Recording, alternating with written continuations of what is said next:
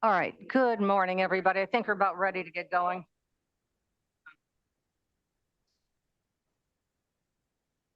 Even though they were just done? No, but we can certainly put them on the next full board, no issue, So we should, because I don't have it on the agenda.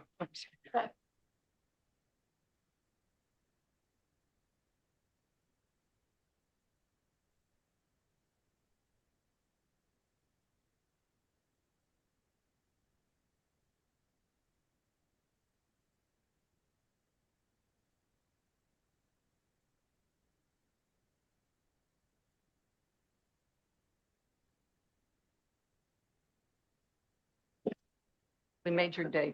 All righty. All right, good morning, everyone. Welcome. I hope you all had a very safe 4th of July and an enjoyable one. I know there was quite a bit of rain. And before I call this meeting to order, so I do not forget, if I may take the liberty, I would like to send a sincere thank you to our Office of Emergency Management, CANECOM, our Sheriff's Department, and all the police agencies that work throughout, which was a torrential downpour on what we had it on Wednesday, we had it on Thursday, we had it on Friday, continual rain. There were accidents. There was major flooding that occurred on some of our areas. And they spent their 4th of July weekend working for Kane County's residents. So let's send them a big thanks.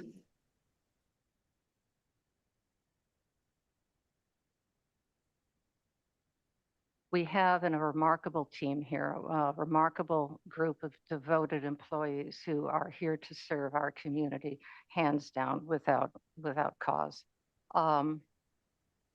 So with that, may I like to call this meeting to order? Call the roll, please. Allen? Alan, Alan coming, okay. on my way.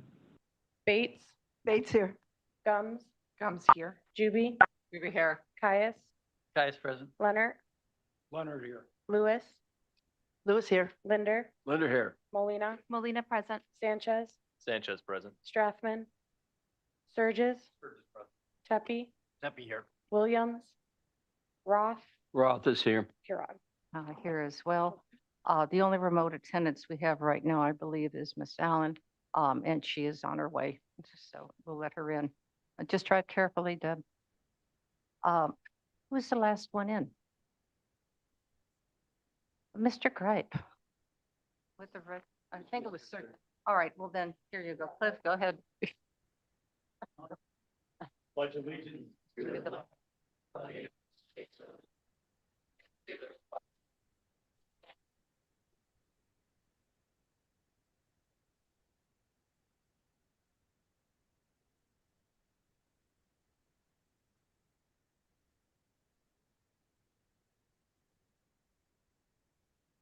May I please have a motion and a second to approve the minutes of June 3rd, 2026?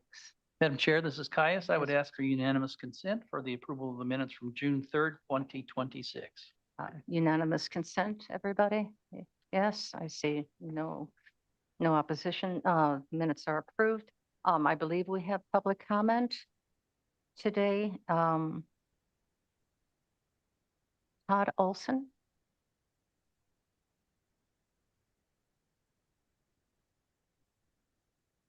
I think I have this microphone figured out this time.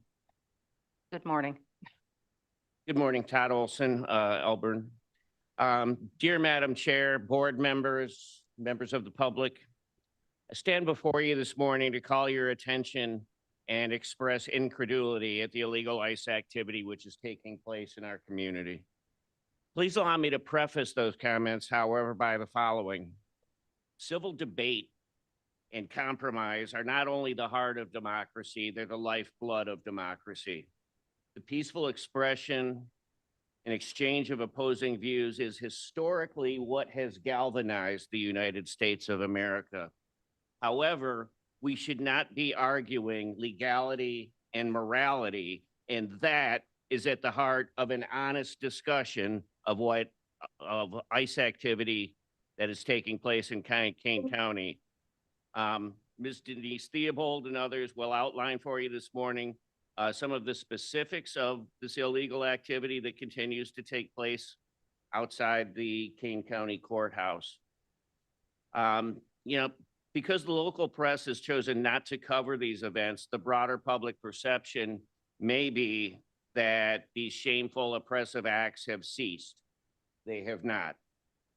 The broader public perception may be that ICE is only executing detentions after having obtained a legally mandated judicial warrant. They are not. They are abducting and detaining people seemingly at their own discretion. The broader public perception may be that the Kane County Sheriff's Office, absent its leader, is helping to uphold the law relative to these abduction raids and the lawful demonstrations on courthouse grounds. They are not. And lastly, the broader public perception may be that citizens peacefully observing and documenting ICE activity on public grounds are being allowed to do so without intimidation or interference, as is their constitutionally guaranteed right. Again, they are not. Instances of ICE personnel bullying, brutalizing, and threatening peaceful protesters have been documented here in Kane County. I call upon the board, therefore, to act assertively to protect the rights of Kane County residents and to enforce the legal mandates governing ICE activity. An absence of appropriate action indicates acquiescence to this illegal activity, and that simply cannot be allowed. Again, I call upon the board to act and to do so with vigor. Thank you very much. Thank you.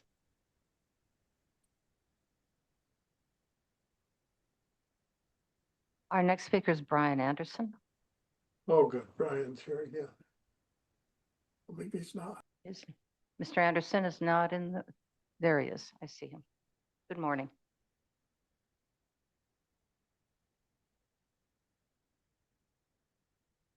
Good morning, Brian Anderson, Sugar Grove.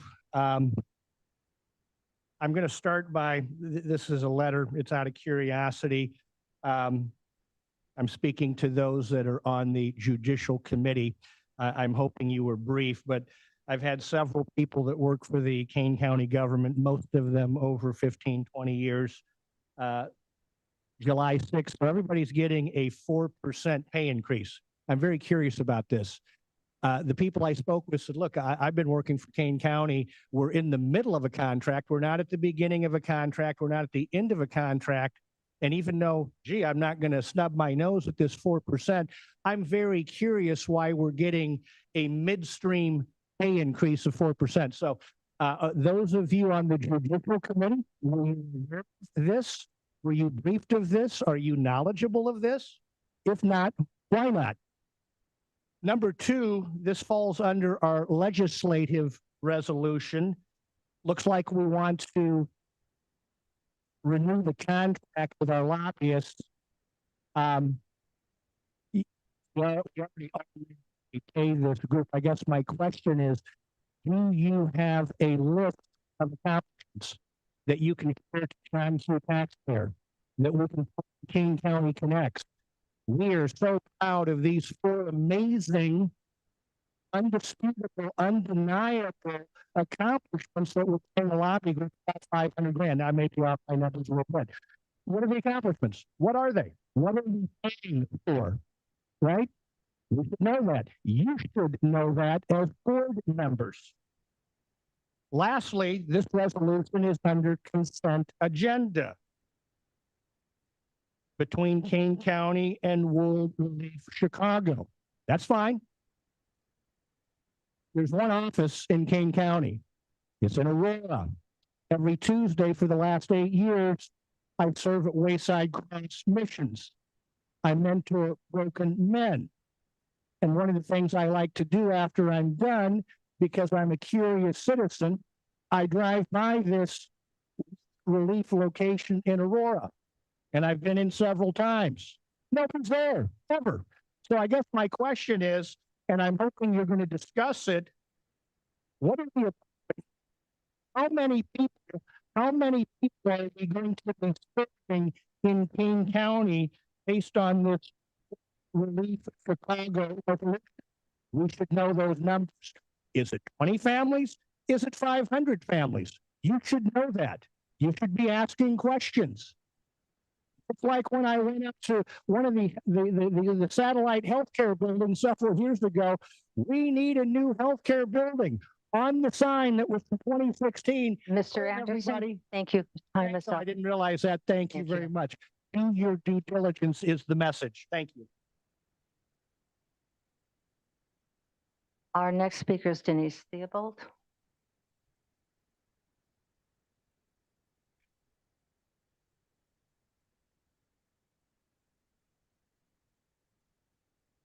Good morning. Morning. This past Sunday, July 5th, Kane County Judicial Center was once again the site of what appeared to be an immigration enforcement operation that raises serious questions about compliance with both the Illinois Trust Act and Kane County's own resolution prohibiting ICE from staging on county property or detaining individuals without a judicial warrant. I want to note that this is not an isolated incident. At 7:25, two heavily tinted vehicles were first noted parked in the sheriff's parking lot. Eventually, a total of 5 separate of these vehicles were involved. At least 2 of the vehicles had no front license plates and indiscernible rear plates, while 2 other vehicles had dark license plate covers, all in direct defiance of the Secretary of State's mandate. At least 2 vehicles used designated sheriff parking spaces to stage over an hour. At several points, these vehicles were observed driving recklessly, speeding through the lot, unprovoked, nearly crashing into each other, and driving on the sidewalk and almost hitting a bystander. Blue and red flashing lights and sirens were used even though no outside amplified noises were being made. At 8:22 a.m., a vulnerable person exited the sheriff's office to enter their Uber and was chased by masked, unidentified agents without a signed judicial warrant being presented and without agents identifying their intended target. At one point, these agents drove their vehicles up an embankment on both sides of a restricted gate going back to the behind the sheriff's building with south of the building.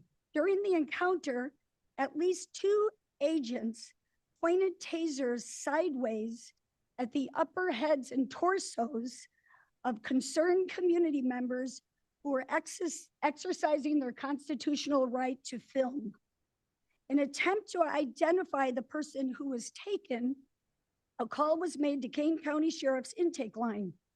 The caller was told that the sheriff's personnel was unable to identify the person being released from custody and couldn't provide any information to help notify the person's loved one.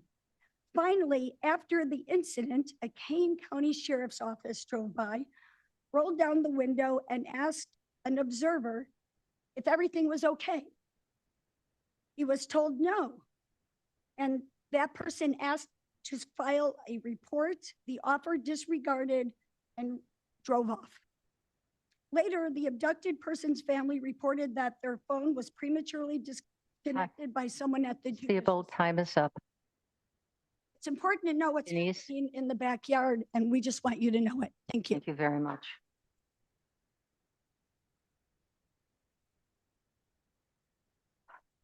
All right, our last speaker of the day is Michelle Bettig.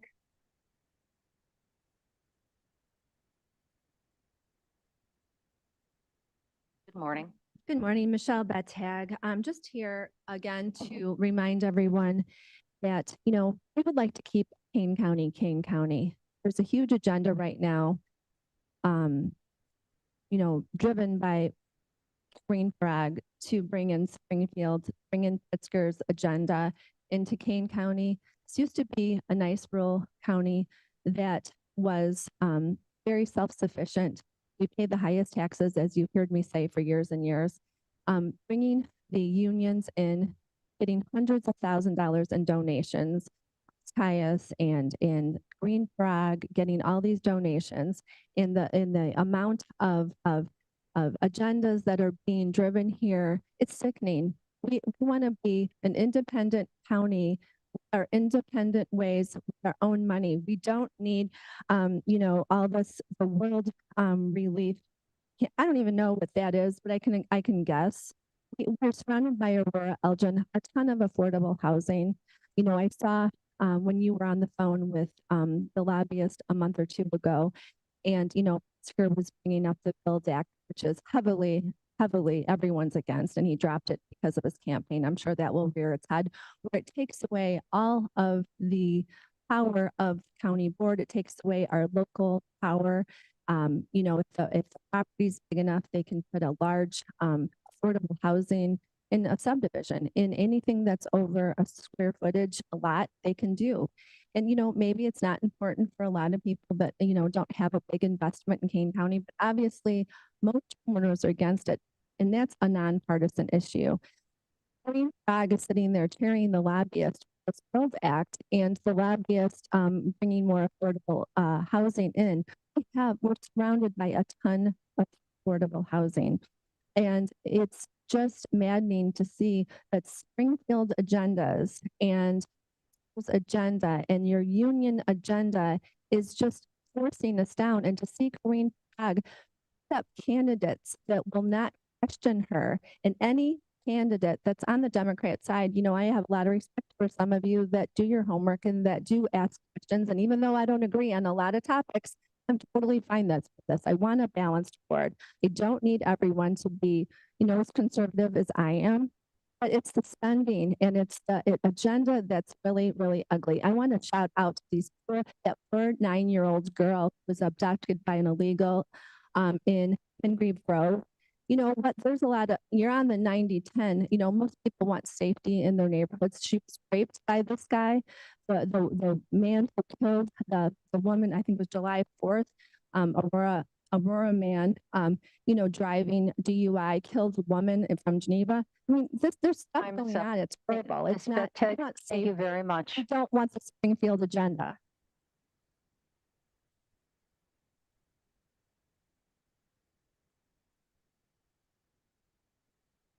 That does conclude our public comment for today. Our next presentation is Ms. Hopkinson with our monthly financial report.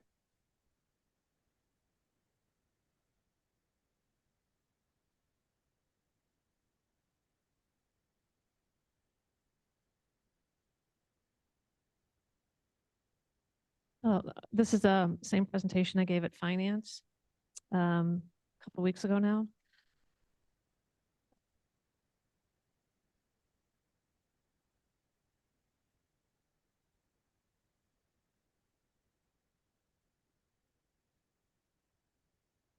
Our usual chart on where we stand with the fund balance and projections for the end of fiscal 26, as well as how we finish 2025. We are under our 90-day reserve, meaning we don't have 90 days of reserves in our general fund general account. However, if you consider the funds that are available in our general fund special reserve account, we have 90 days of reserves. So if you look on that chart, the two green, bright green boxes together are the general fund general account reserves and the general fund special reserve account reserves. And the red bar is where 90 days would be. And 90 days is calculated based on the total expenditures, the budgeted expenditures for that year in the general fund.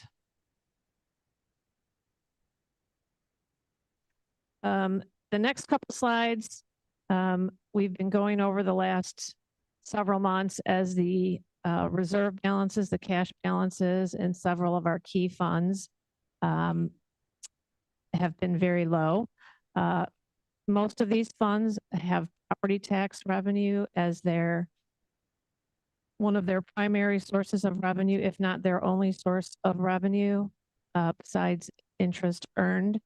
And earlier this year, the county board adopted a resolution that for the period of this fiscal year, when all these funds, which don't have property tax revenue until it comes in June and September, essentially. That if they go too low, that the county board authorized the use of general fund special reserve account reserves to fund that difference. So this is the general fund general account. As you can see over the years, the balance continues to get lower and lower. So there's two issues. The balance is lower, but also at certain points during the year, it's a cash flow issue. Essentially, it goes low until the property tax revenue comes in. So you can see on this chart that the property tax revenue started coming in June, and so that cash balance is up, and we did not need to essentially borrow from the special reserve account. This is the pension fund, the IMRF fund for employees that are funded out of our general fund, and actually all the other funds across the county. This fund is primarily also funded by property tax revenue. It is continually getting lower. If you look at our 2027 budget, a big portion of the expenditures for next year of this fund are being funded by the fund balance. It should be just like any other funds where you're using new revenues to pay the expenses. So something to be concerned about. The payroll tax fund also has cash flow issues throughout the year where it gets lower until the property tax revenue comes in. But if you also just look at the trend over time, it got down to a couple $100,000 about a month and a half ago in late May. We only had a couple $100,000 left in the payroll tax fund, which is extremely low. This fund also for 2027 is using fund balance to balance itself. So most likely next year, we may have to essentially have the special reserve account loan it some money temporarily in May and June. This is the general fund special reserve account, which essentially the only budgeted item in this account is just to earn interest. The county board back in, I think it was 2013 or 2014, created this account by pulling money out of the general fund general account, set this up. It essentially just earns interest, and there's no budgeted operating expenses out of this fund. These are the funds that have negative cash across the county. Several of these funds have a board-approved interfund loan agreement where the county board is authorizing that these funds, which are primarily all funded by grants, and they spend the money first and then have to go and request reimbursement from federal and state agencies. Several of these funds have agreements with the board that when they are waiting for their reimbursements, essentially the general fund will cover that deficit. And this is important because when bills come, our county treasurer's office needs to know that there's funds available in that fund to pay the bills. Some of these funds are still in cleanup. These are funds where when we used to have the Office of Community Reinvestment, and then it was reorganized, and the funds were given to the Development Department and the Health Department. We're still doing some cleanup, trying to separate those costs. So some of these should fall off this list of negative cash, hopefully soon. This is the monthly report on where we stand with just the general fund general account variances. This is a high level what is the total budget for the year? What should be the expected revenues and expenses at this time during the year? What is the actual, and then what is the variance? And some of these variances, there are some of these items where the revenue only comes in once a year. So I've highlighted that as within range. Some of these are pretty much on a 12-month schedule. So I've highlighted where there's some concerns.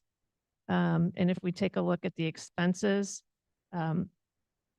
under the categories of commodities and contractual services, the sheriff's office is over budget in both of those categories by about $1.3 million in commodities and $1.2 million in contractual.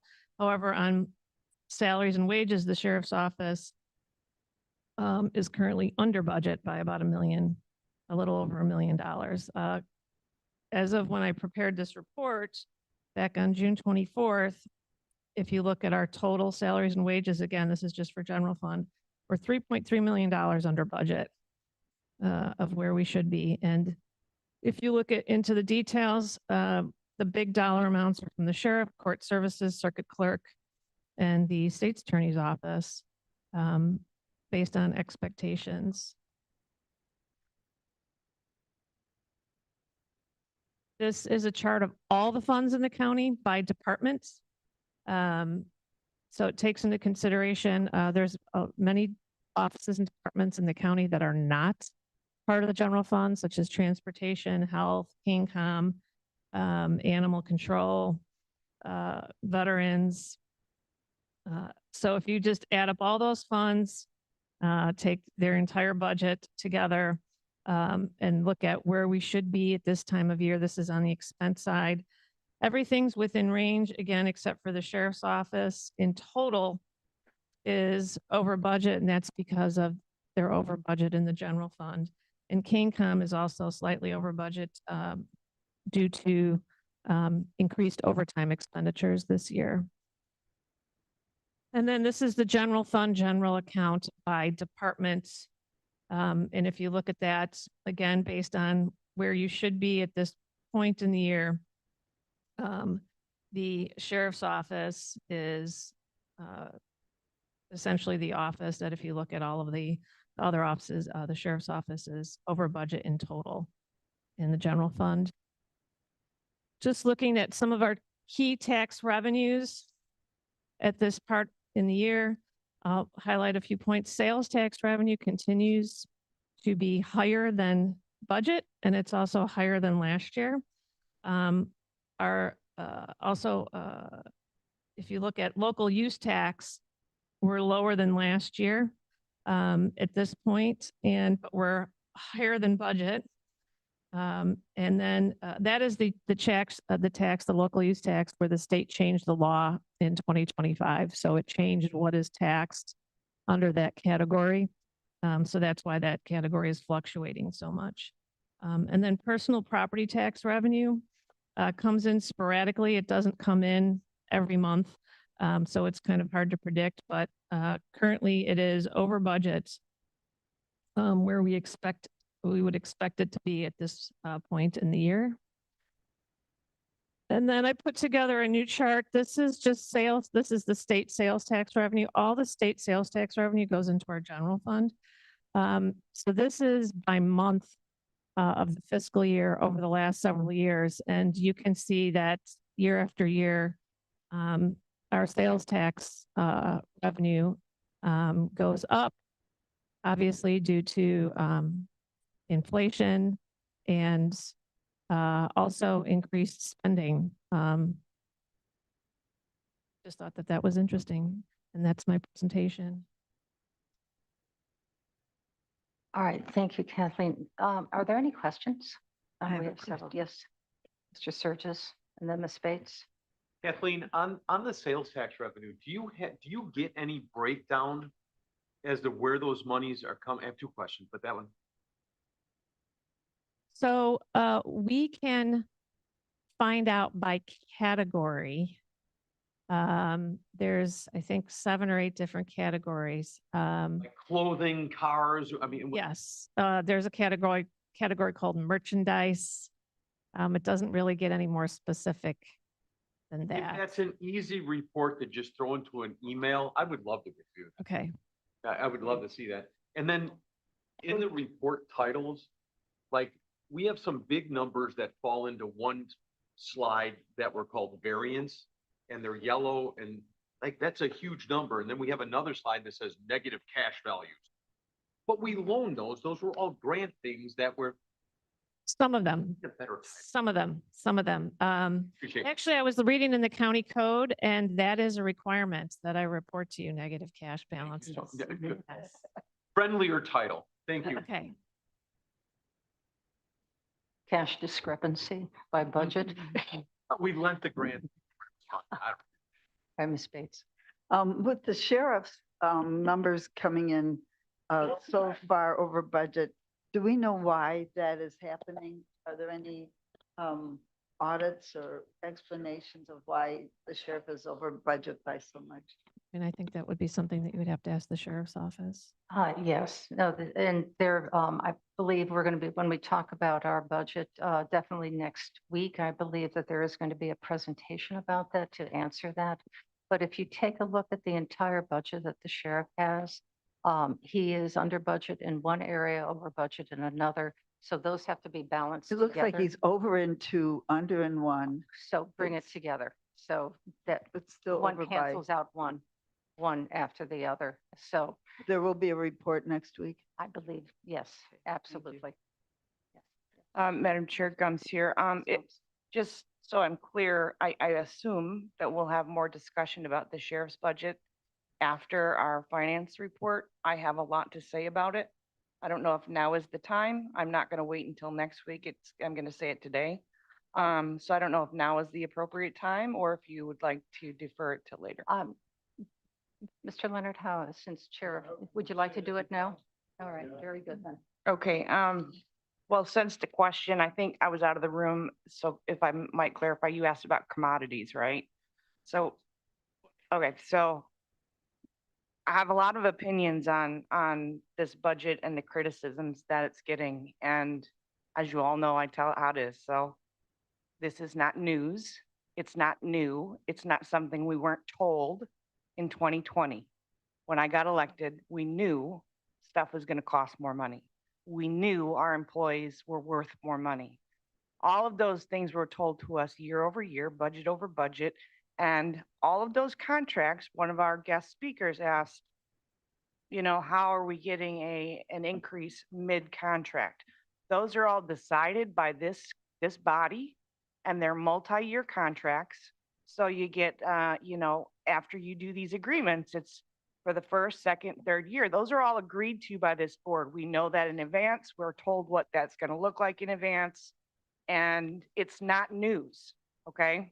We were told, and I have maybe or maybe not a YouTube video that I would like our tech guy to pull up so you can remember from the sheriff's voice what it is exactly that he's told us over and over again. So Cash, if you would play that, it's not very long, but we're acting like this is new and it's not. He told us.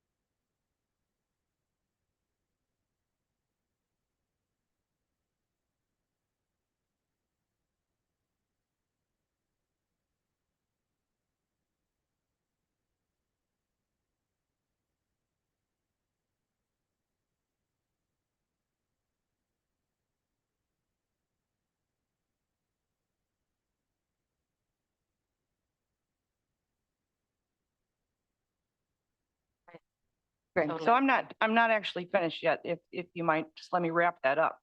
I picked that one and I spent weeks going through these videos because I didn't want to come here and say stuff that I just thought were true. I had to go back and remind myself as well. And I want to remind us that we are all a working body together here. And our county sheriff's department is elite. The people that work for this county are elite. They're amazing. And we knew this. We knew it. He said time and time again what these reasons were going to be, where we were going to end up. And I read an article, and that's why I'm doing this, because the article upset me. Because we're acting like there's this surprise. It's not a surprise. It's not a surprise. We knew it was going to happen, and the blame game is getting a little bit old. And we have to solve problems, not make them worse than they are. The commodity situation, we have more people in the jail because of the Safety Act. That's a fact. That's a fact. So our lobbyist team has gone down and tried to help fix things. To your point, we do all the things we're supposed to do, and it's fair to criticize government and spending. It is 100%, but you have to be true about what it is that you just did, and you just voted for increase for the people that take care of my people and your people. What are they worth? I don't know. But for me, I'll keep supporting their increases. And I don't want you to forget what some of you've been here with me for a long time, a lot longer than me. But I feel like we forgot that. And the article is articulating that. And we can't forget that. We can't do it. So that's why I'm talking about this. And I'm done now. Thank you, Michelle. Yes, ma'am. And thank you, Madam Chair. And thank you, Ms. Gums, for bringing that up. I'm not sure what article you're referring to. I don't read a lot of the media out there. But I guess my main concern is with this budget is that we know that the wages are under par. So that they spent less than they budgeted for 26. So that's something that Sheriff Hayne had stated that he was good absorbing that budget. Unfortunately, he's not here to answer the questions of whether or not what the commodities issue is. I appreciate you stepping in and trying to make sense of it. We've asked time and time again for someone to let us know exactly what's happening, and no one is here to tell us that. I guess my other question is, and I'm just going to ask the state's attorney's office for this because I think nobody else in this room is going to do it, is what does the state statute say if the sheriff is not able to perform their duties? What does the state statute say that who is responsible for it? I understand the chain of command that the undersheriff is responsible for the administrative portion, and I think Mr. Wolf is responsible for the portion of the jail. But who is responsible to sign contracts? We have a contract on right now, the IGA contract for the school. If Sheriff Hayne is not able to sign that, who is signing on his behalf? And I'm not sure how long he hasn't been in office, but who is responsible for this? Who's the signatory responsibility if the sheriff is not able to be present? I'm not sure, regardless of who the sheriff is. I guess I'd like to know what that question is. And I'm going to ask it because I don't think nobody else in this room wants to ask that question. The legal Mr. Frank. determination as far as the way the law looks at contracts is whether somebody is a authorized signatory. Believe it or not, the board does this all the time where they actually authorize Madam Chair to sign on behalf of the board. Madam Chair has no independent authority to sign a contract simply by her position. She's bestowed that authority. So I don't know the specific facts of the sheriff's situation in that office. I don't know who he's authorized.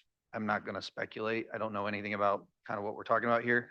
But to your specific question of who can sign contracts, anyone who is an authorized representative of the office. And even if they aren't, there's a legal term called apparent agency that if the other side signing the contract believes the person signing is in fact an authorized representative, that contract can be bound, which is why you see us in the civil division lose our minds when we find out that people are signing contracts that are a part of the county that weren't given authorization. So to answer your specific question, that would be the answer. And it is, if I may, perhaps Mr. Frank, next week, you can send to the board ahead of time the state code that that shares with that information? Because it's all written out, exactly what he has said. Because I know for the commodities portion, the WellPath contract that was approved by our board, and I guess part of that amendment was until it is signed by both the sheriff and Madam Chair, increased our commodities so that was a commodities increase. And I think it was 600,000 over budget for 26. So that explains some of it, I think, but nobody is here to really tell us exactly what the numbers are. And that's my main concern, is that we're being told one thing by our finance director, but I don't have anybody balancing out what the sheriff's response is, because the sheriff is not being responsive. I'm not sure what's happening with the sheriff. I'm not going to speculate. I just know that I don't have a sheriff that I can call, because every time I try to email him, it's telling me to send it to our Under Sheriff Johnson, and Under Sheriff Johnson has been here twice saying that she's going to come and bring forward these numbers. She was at JPS and she said it was going to come to finance. It is finance did not happen. We are in July already, and I have not had any response from the sheriff's office since April, when discrepancies have been coming forward. So I'm going to ask the question. I hope somebody's able to respond. I hope the sheriff is able to respond and let us know what's happening. I think the public wants a response from the sheriff. And if that's not possible, I'd like someone to tell us why. And if I may, I spoke with Mr. Frank yesterday, asking similar questions. Next week, I've been assured that I believe there is going to be a complete report by the state's attorney and under sheriff to this board to explain what is going on, what the circumstances around the overages are, and being able to answer any of your questions. So that'll be very, very helpful for that to happen.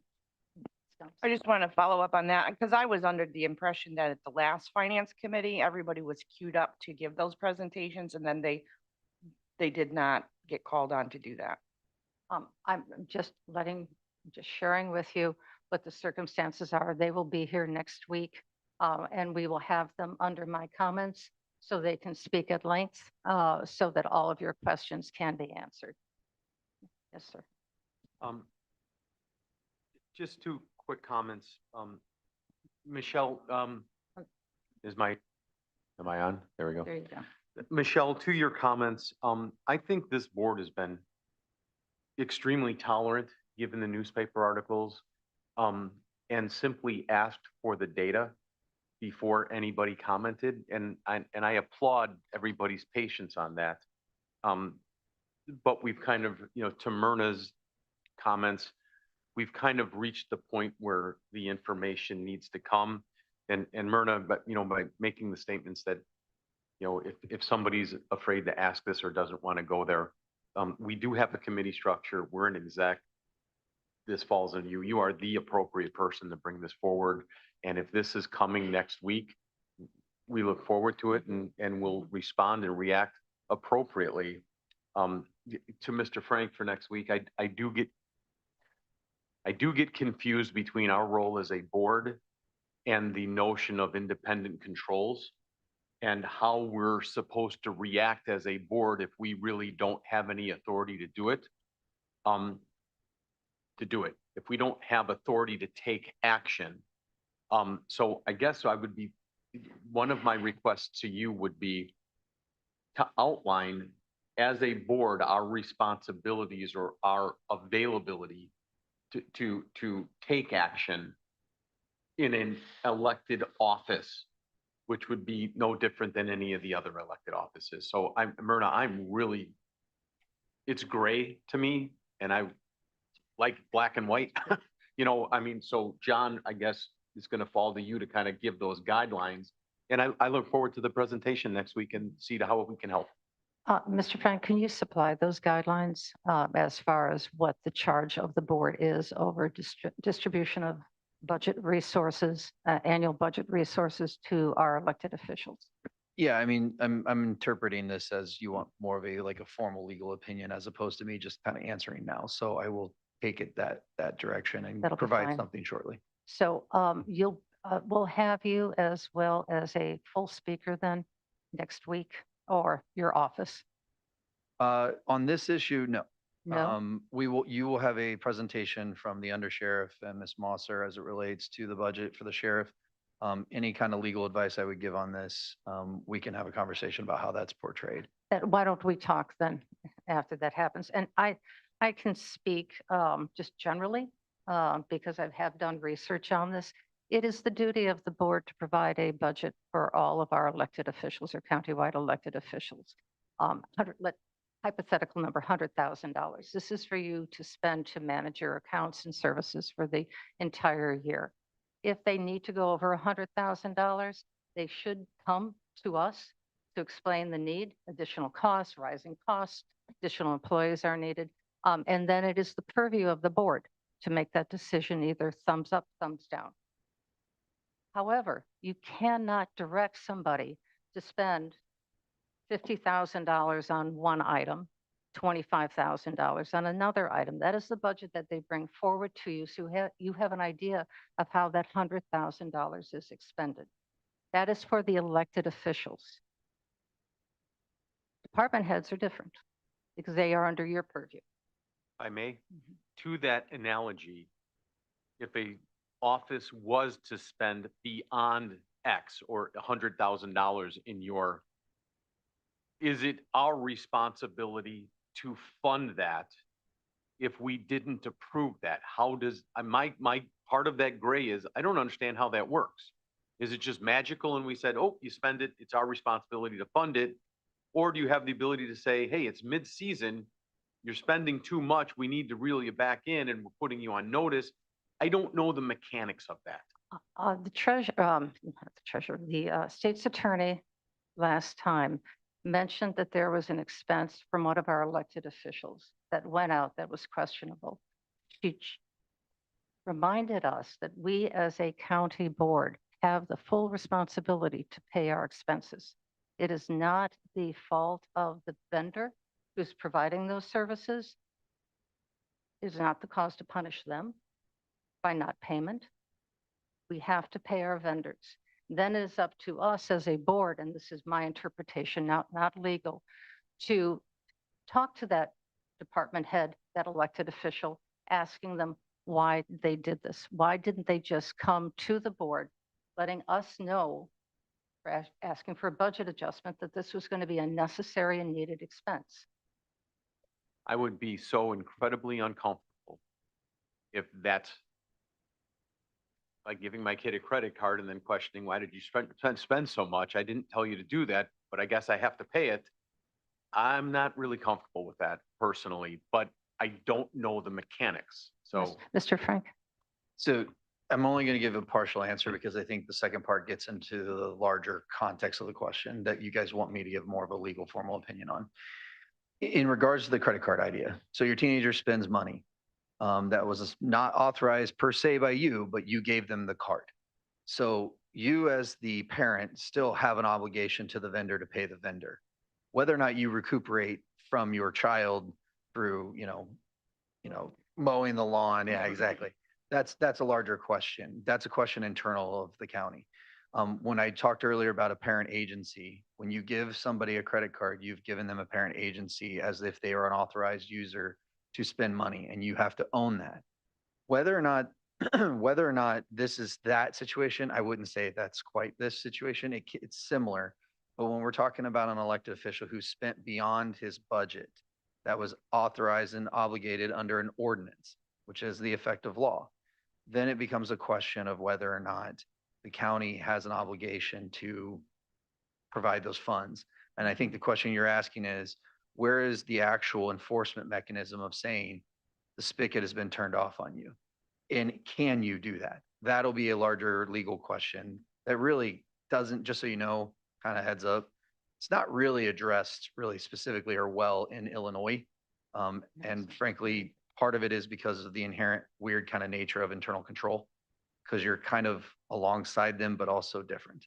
And so that's where this will require a much longer legal opinion than I can give you here.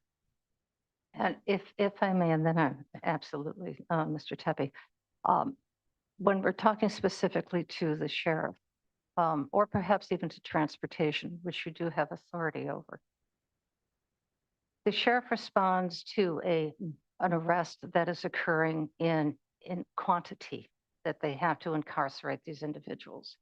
They're planning and their budget for X amount. Now, all of a sudden, they have double X. They have 2 times the amount of people that they had anticipated for their budget. Those people have to be provided for. They have to be clothed, they have to be fed, medical care has to happen. They are responsive to what happens here in Kane County. Some things are not able to be planned for, although they do try to plan. So there has to be some variables that we have to recognize in our own economic understanding of supporting these elected officials, that things happen. And they also have to be responsive to our concerns of very limited amount of money that we're able to provide for them. So it's a seesaw that goes up and down. And right now, the sheriff has had, and he has said this often, is that he is being responsive to the Safety Act, which more people are coming into jail than was originally planned for. And it is being addressed to the best of our ability on the state level. But that's going to take time to change state law to be able to accommodate and to recognize that. Mr. Tepe? Thank you, Madam Chairman. Am I coming out okay? A little bit louder, All you're right. fine. This concerns me because this is not the only department that's been only over budget and has not done anything about it. And I think it's extremely serious when experienced individuals are in there and they seem to ignore their budget. And in certain instances, that's exactly what happened. Just recently at the Finance Committee, I pointed out that in 2024, the treasurer was over budget by 11%. He did nothing. The board did nothing. He should have come in and presented and then asked for a budget adjustment. He did not. So in 2025, he was over budget by 14%. And the same thing happened. Nothing. We have to hold these people accountable. If they're going to do that, we need to know what our options are. And if we're going to be able to stick to our budgets in 26 and 27, this is going to have to be the governing board that is providing that guidance. Thank you. All right, Mr. Gripe? 2 quick questions. One, just thank you to my colleagues. Great points, Michelle. Thank you for that. I'm really looking forward to the presentation next week because Vern brings up a good point. As we get closer and closer, as budgets are tighter and tighter, we're going to see this more and more often. So how do we get it explained and what do we do about it? That'll be great. My other unrelated question goes back to Kathy, if I may. You were talking about IMRF and the monies that are coming in for that, which are going down. And I'm sure in Social Security too, and you did mention we'd address this, but my curiosity is those liabilities are probably going up and the money is going down. Maybe at some point we could see a comparison between the IMRF liabilities that the county has and the funding that we have, because, you know, pension deficits is the likely response. So I don't know that I need a response now. You're welcome to say whatever you want to say, but it concerns me only because I know the state has a very large problem with this, and I don't want to see us getting into the. I'll Kathleen, just go point ahead. out that in our ACFR, in the required supplementary information section, we have a variety of schedules that show the funding for both our regular IMRF and we have 2 pension plans, one for all employees except sheriff personnel, and then we have what's called SLEP, sheriff's law enforcement personnel. And so the funding percentages are available for the last 10 years, year by year. We don't have any major concerns in terms of funding our pensions, but the details are there. I'll send out the link to the exact page in the ACFR where you can look and see the funding percentages. Thank you, Kathleen. And Mr. Gripe, the pension liability issue that the state is facing is completely separate entity. It's a separate, completely different from what IMRF was. IMRF is mandated. We go up and down. If they require more money has to be given to them. If they require less money, then less money is given to them. So that is absolutely required. And our pension is not fully funded, but Kathleen will share what the percentages would close, but it's got a totally different situation. So don't even go down that road, please. Yeah, Ms. Yes, Bates. thank you to Ms. Gums for your presentation. I think the important thing for us to understand about what's happening in the sheriff's budget and these other budgets that go over what we have budgeted for them is our budget realistic? If our budget is not, if we're giving if we are budgeting to the sheriff an amount that is not sufficient to his job, we have to know that. We have to fix that. So we have to understand. Thank you. And this will be the last comment. Yes, sir. Mr. Roth. Going back, Mr. Wright brought it up, the IMRF and also the Social Security. Those, we had, I don't know how many years I broke it out. Those are separate on the property tax. And if I recall correctly, every year we adjust that according to number of employees. So if we're running short, are we not allocating enough on what that tax is? Because if it goes The up, it match goes up. would be our match. Is it our match? That is the issue. The last few years, because of the deficit in the general fund, we've been putting any property tax increases in the general fund. But going forward, we're going to have to, because it's one gigantic property tax levy and the county decides that they want to allocate some in the general fund, some in KDOT. KDOT has 3 levies, some in our health fund, some in pension, some in payroll. It's part of the budget process. So probably, yes, definitely for 2028's budget. We need to put some of that property tax increase in the pension fund and the FICA fund for sure. But on our property, on my property tax, I'm seeing a separate line of IMRF, Kane County, and Right, because so shouldn't that go directly to those to pay that and not get? Right, it sucked into does. the- Right. So when we budget together and you look at all of the funds, those are special revenue funds.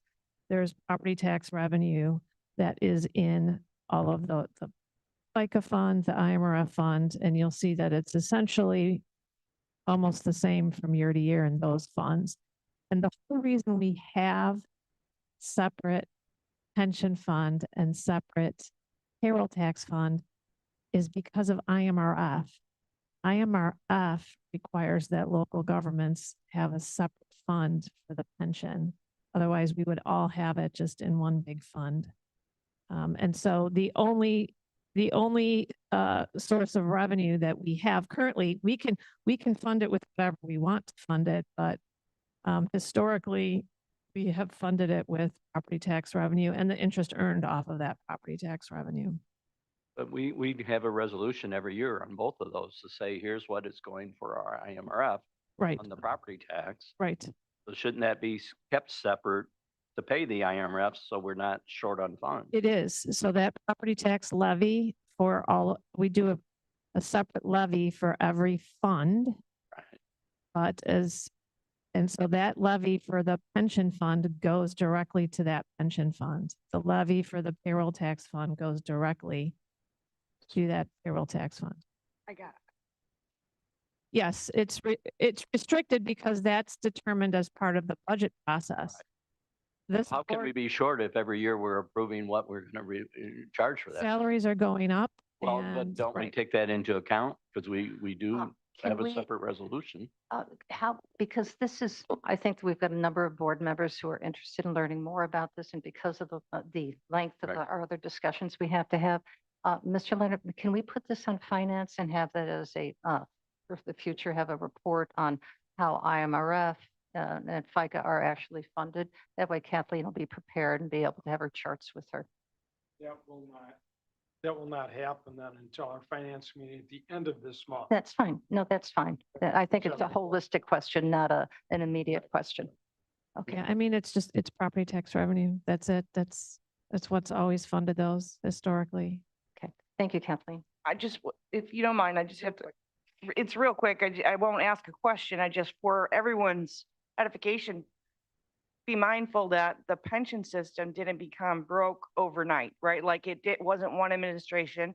And that's because in the state of Illinois, they were not properly funding it. And then they were stealing from it also. That was like 53 years worth of stuff.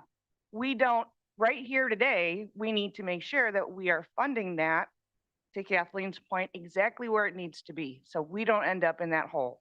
That's, yeah. So keep that in mind. All right.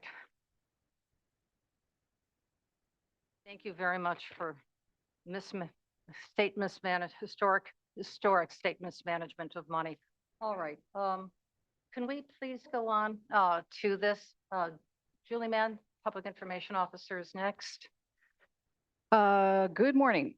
So we had some emergency communications. I worked closely with the Health Department and the Office of Emergency Management to distribute timely information regarding the latest heat wave that included cooling center locations, heat safety tips, and updates from the National Weather Service.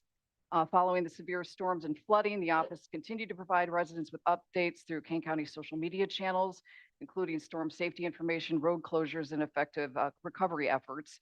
We did do a media release and social media campaign with the Office of Emergency Management to solicit residents and businesses to give us reports on uninsured storm damage and those losses. Also, I worked with the Kane County Division of Transportation on updates on road closures, including Scott Road, which sustained significant washout damage from rainfall and is still undergoing repairs. Public events and outreach, we communicated media coverage for the ribbon cutting at the Kane County Animal Control, celebrating its new pet water feature and shade shelter. The stars of that event were definitely Nugget and Gus. And just to know, tonight, Kane County will premiere its community reading of the Declaration of Independence in recognition of America's 250th anniversary. That event begins at 4 o'clock at the American Legion in Geneva.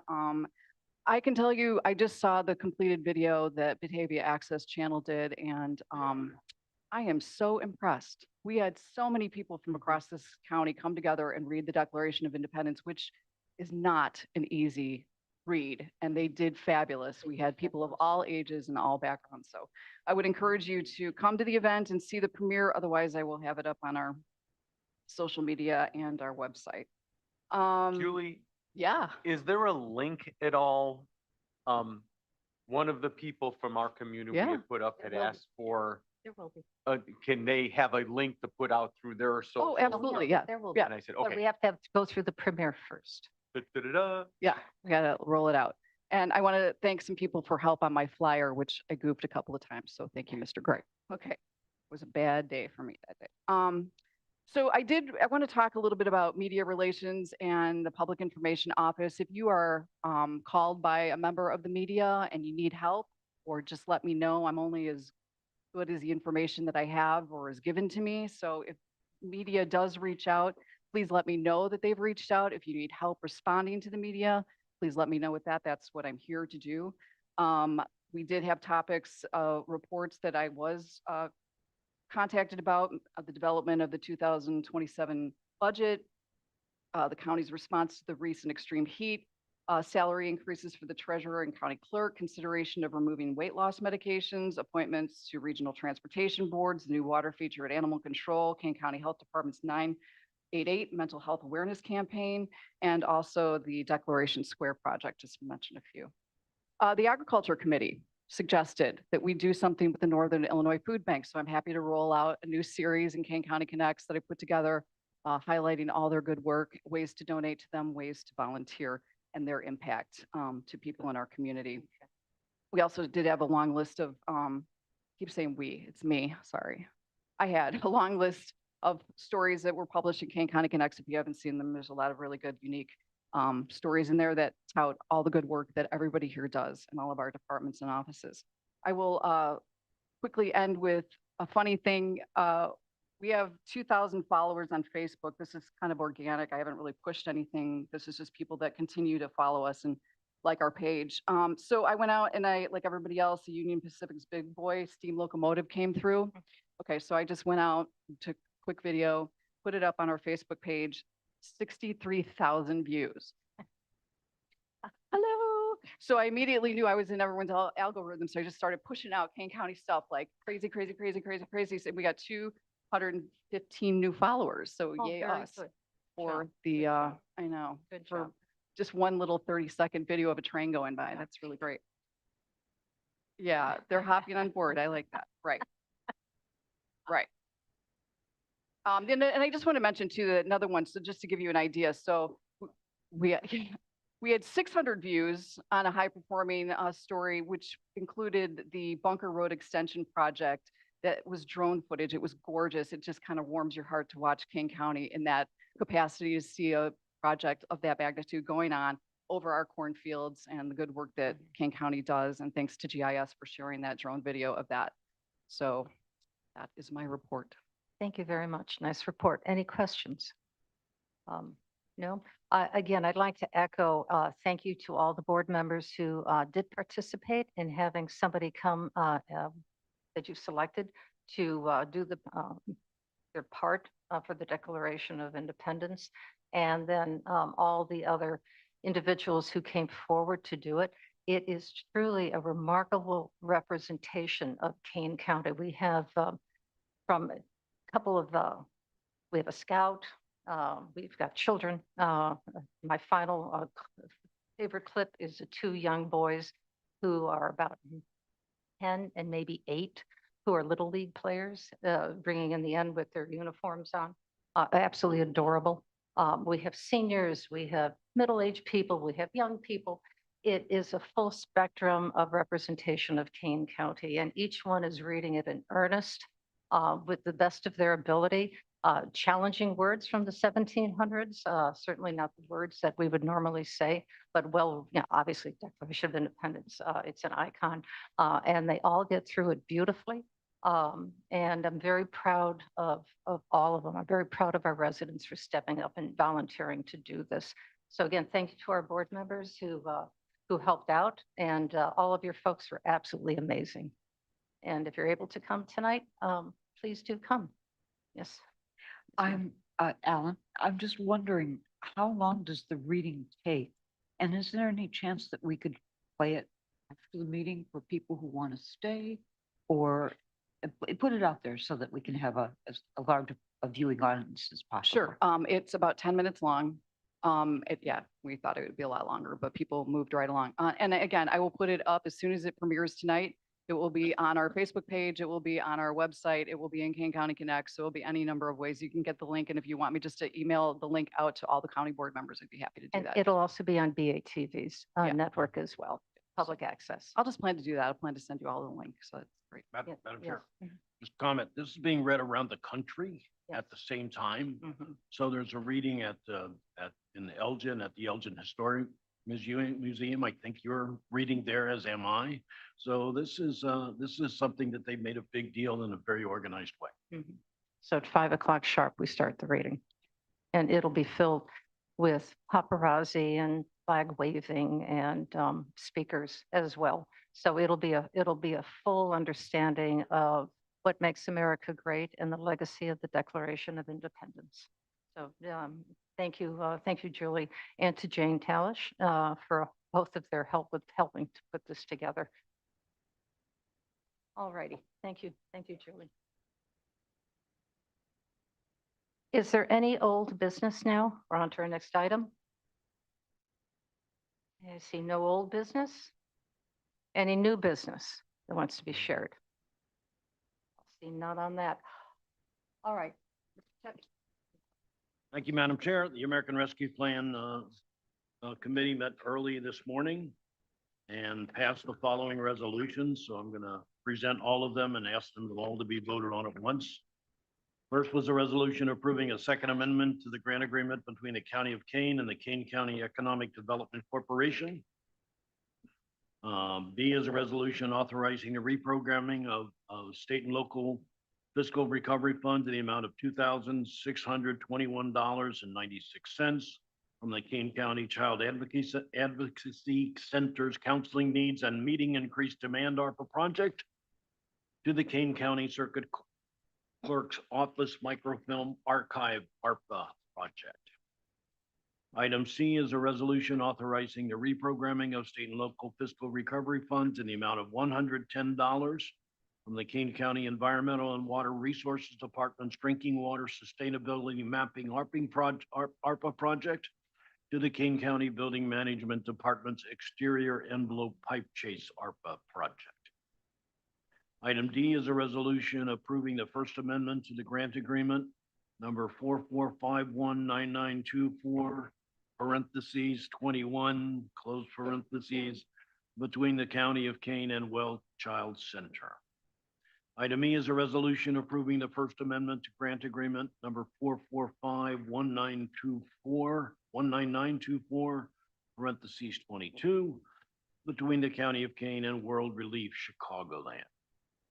And item F is a resolution authorizing the withdrawing of SLURF funds in the amount of $15,000 from agreement number 445199924, parentheses 2, to reprogram these SLURF funds to the Kane County Public Health Department's operating supplies budget in the memorandum of understanding for the addressing behavioral health needs of Kane County residents ARPA project, and approving the second amendment to the memorandum of understanding between the Kane County Board and the Kane County Health Department.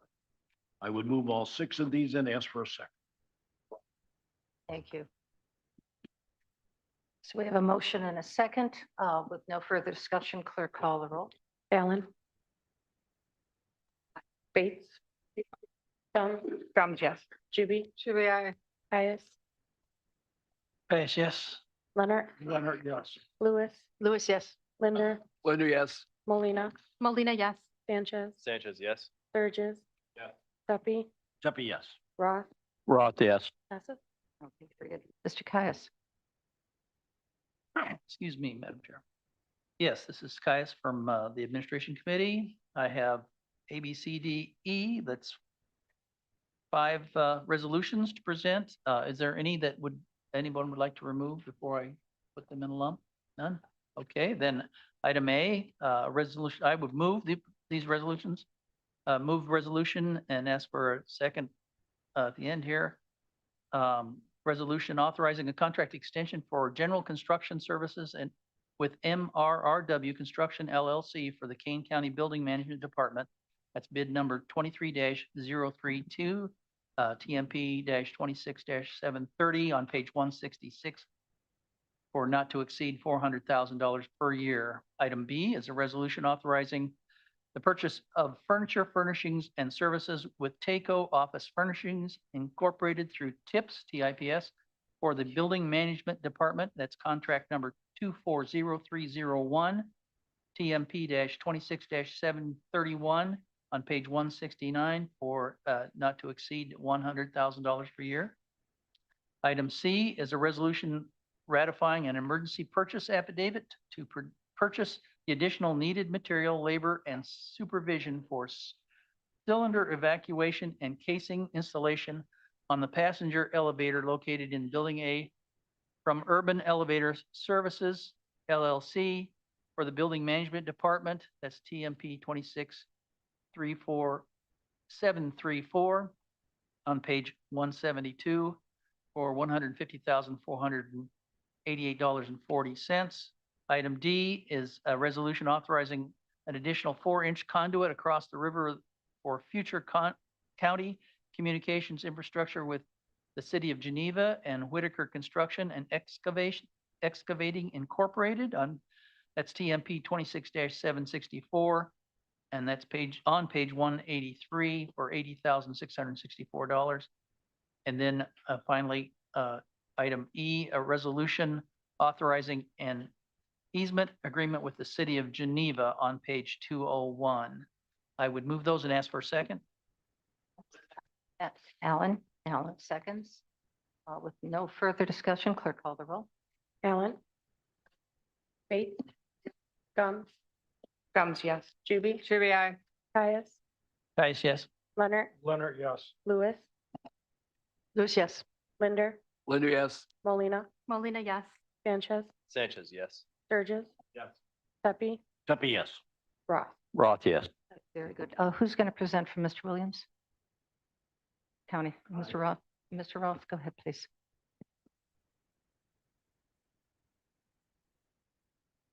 Microphone, please. Thank you.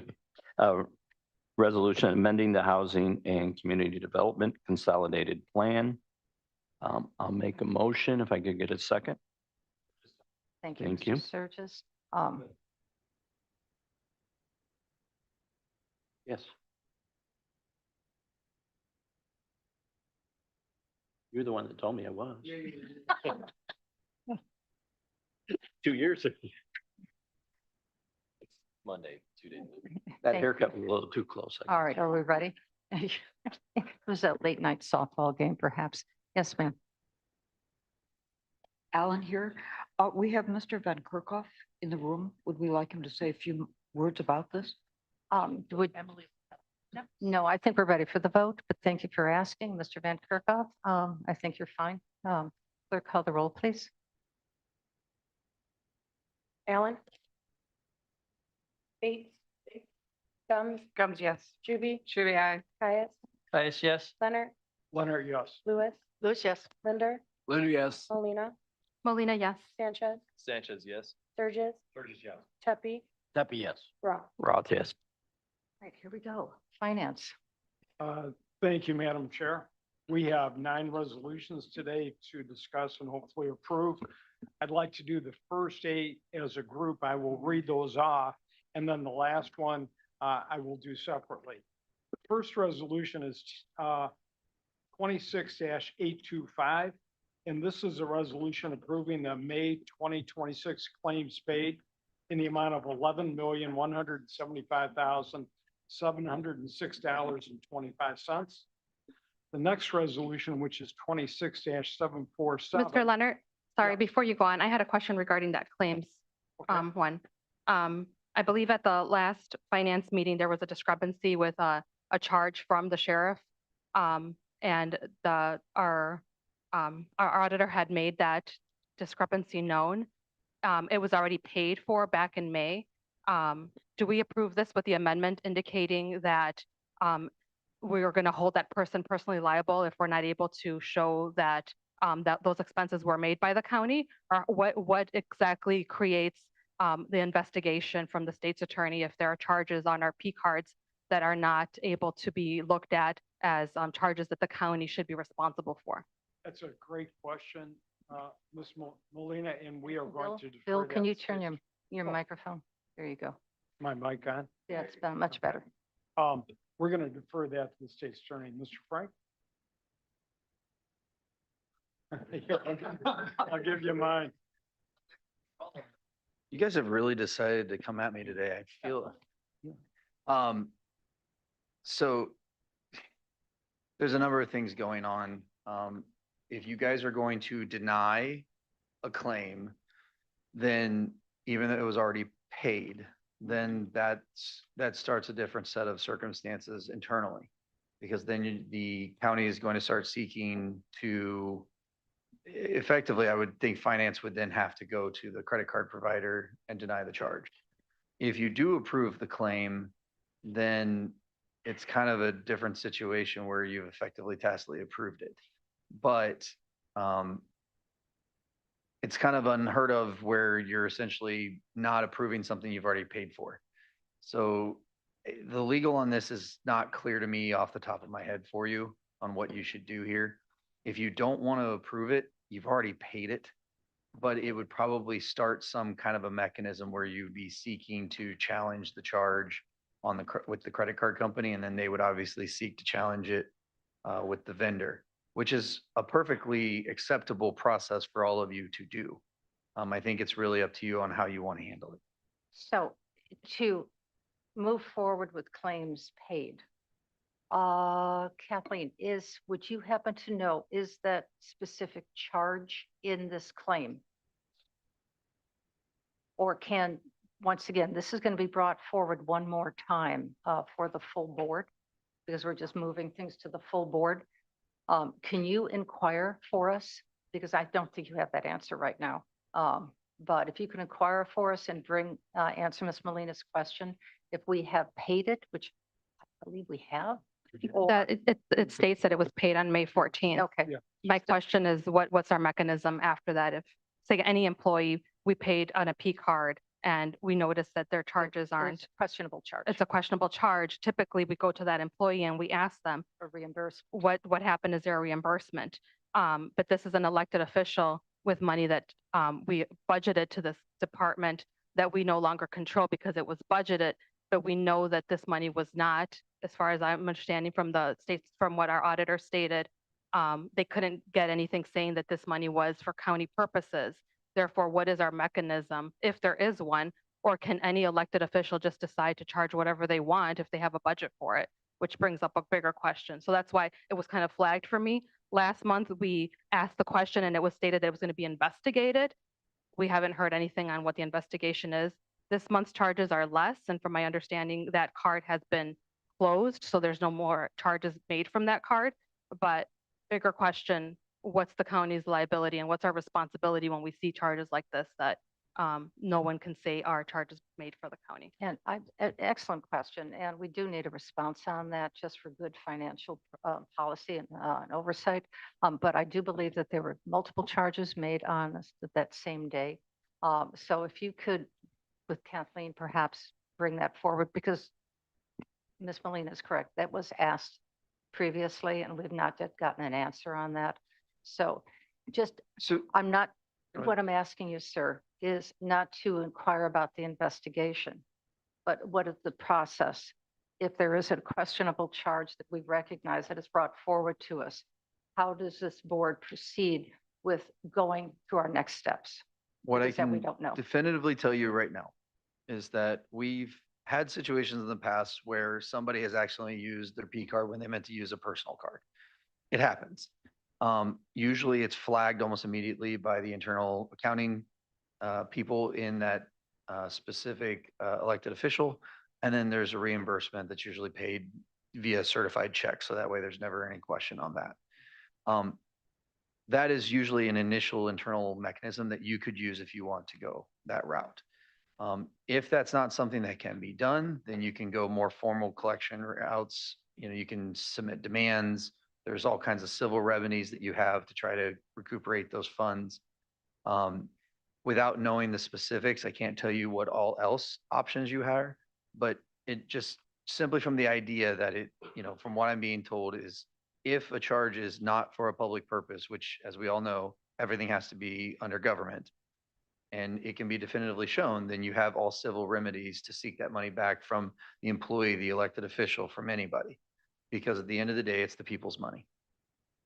And how do we proceed with that? Do we ask you to put that document together for us? Yeah, Or, I think there needs to be a conversation that needs to be had between all of you on which avenue you want to go forward with, and then we can have a conversation about how you want council to proceed. Very good. And Ms. Molina, when would you like to have that conversation? Now, or do you want to Well, wait until? I next was under week? the assumption that at the May meeting when it was asked of the state's attorney, and it was indicated then that those would be investigated, that that mechanism had already started, but we haven't heard from it. So if that's not the case, if because we agreed to pay those claims back in May, in June for the May meeting, then I guess I'd like to start it now. But I mean, I don't know. I don't know what the situation is because we asked of this in the finance committee meeting in June. I'm sorry, May 27th, this was asked. So I'm not sure exactly what happened. And at last month's meeting, there was asked what the investigation was, and you said that you would get back to us. I think at the last finance meeting. So I'm not sure where that money is, where that investigation is, but otherwise, yes, I'd like to start it today, maybe remove this, put this off a consent agenda and either do an amendment rejecting those specific payments. So then that triggers the investigation or whatever we need to do. So I guess for now, if we could just put this off consent. Thank you, Oh, Ms. hold- Molina. hold. If we may, we've got a number of hands up right now. Ms. Juby, let's take turn, and then Mr. Leonard, all right? Mr. Tepe, and then, Ms. Who's first? Yes, ma'am, please, your Go ahead. hand was up Okay. first. So as the person who asked in May and June, and was told we would get back to it, I have a question. Does asking for the reimbursement in the public meeting today, start the remedy process. Okay, so let's talk about what constitutes a directive to my office, or not my office, Jamie's office, but the civil division. If the collective group, and I'm having to read tea leaves on this stuff, because as you all recall, sometimes I get requests from individuals. That doesn't mean that's a board decision. So I've had people who have made requests of me to look into things. Whether or not we take action from those things is a different question. But if the collective board has decided they do not want to approve claims and they want to seek recompense from the individual, then I will take that as a directive to start that process. I'm not saying that we didn't do anything on the front end. I'm just not sure where the status is, and I'm not going to speak publicly on something that I don't know what the status is. So I understand that you're wanting things to move along, but I can't give you where we are right now on that process. So I can go back and find out and get back to you. But if all of you are telling me right now, and I'm kind of, remember, I have to read tea leaves on what the collective will of the board is on this. If you're asking me to start proceedings on stuff like that, well, then I will start that process, but there are mechanisms that have to begin. And the other question is, and I'm never really sure this is the appropriate forum to have these conversations, but what steps specifically would you want? I concur that at this moment, that may not be the best step, because I'm not sure that we have not pulled out item A off consent. Right now, it's still, we talked about a number of items that are supposed to be on consent, and we have pulled off A, but that has not been voted upon to pull off A. So I'm just trying to get a handle on Robert's rules here. To clarify, the bill has been paid. The bills, the questionable bills have already been paid. What we're asking for is whether or not it was used for public purpose, or whether it was an error in just judgment that the wrong debit card, credit card was used. And if it was used for personal rather than for government use, then I would assume, I'm speaking on behalf of this group, that as any normal person would, very much like the credit card that you overexpended, that we'd like to have the money returned back so that public is made whole. Am I saying that correctly? That's what we're looking for. Mr. Tepe? Thank you, Madam Chair. Let me understand. Is there any question about the charges that are on the resolution for this month? Yes, there's a highlighted charge in yellow. I think it's about $92, which begged the question last month when there was charges of about $945, that this body asked the same questions. And I thought that created some form of investigation. I'm not sure if it has. So if it hasn't, then I would like that charge that no one can decide whether or not it was a county charge or not to be placed to create that mechanism of investigation. And in my opinion, when we had this discussion last month, I thought that it was up to the state's attorney to investigate this. I thought they were going to do that. I'm not sure if I was misunderstanding what was happening, as did you, but I would agree with you to take this off consent. All right, we're getting very Point of far away. information? Yes. Or and point of Ms. We- order? Would hold that on. take precedent? I want to recognize that Ms. Wegman is Can I standing there, but just- yes, sir, Mr. Caius. Can we finish with the consent agenda? And then don't we typically do that if we want it off consent? We put this at the end of the meeting and pay the bills and then go through these discussions? That's what, We're just setting the agenda. So if our agenda for Tuesday's meeting is that this be placed off consent, that we can do that discussion on Tuesday. So yes, that's what So let's pay the bills. but let's Ms. Wegman speak, because I believe she's got something to say about all of this. Thank you so much for recognizing me. I just want to be clear that the recommendation for rejection that was submitted by the auditor's office is specifically related to not having proper signatures on the information that was submitted. we are not questioning the legitimacy of the purchases because the documentation was not signed off on. And to reconfirm, the bills have already been paid. So just kind of keep that in mind, please. That was great. We know that. All right, so I believe I have a motion that has been discussed, Mr. Leonard, that they would like to move item A off consent. Okay, and who made that motion? Ms. Molina, do I And- have a second on that? Roth a second. Okay. Roll call on that, please. Yeah, motion second has been approved. This is to move item A of the Finance Committee off consent.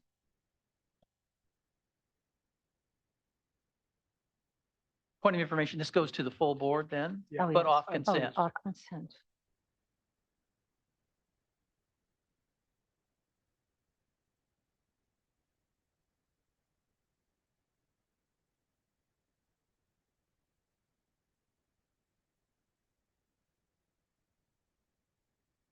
Alan? Bates?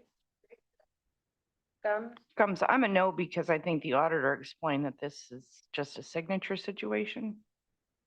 Right. Juby? Should be no. Caius? Caius, no. Leonard? Leonard, no. Lewis? Lewis, no. Linder? Linda, no. Molina? Molina, yes, and I can still pull it if it gets denied today, so it will be pulled. Yeah. Sanchez? Sturgis? No. Pepe? Except a yes. Roth? Roth, no. It fails. Okay, it currently, it is on consent, and as was said, it can be pulled off consent at the full board meeting. All right, let's go forward. Okay, moving on. We will move on to our next resolution, which is 26-747.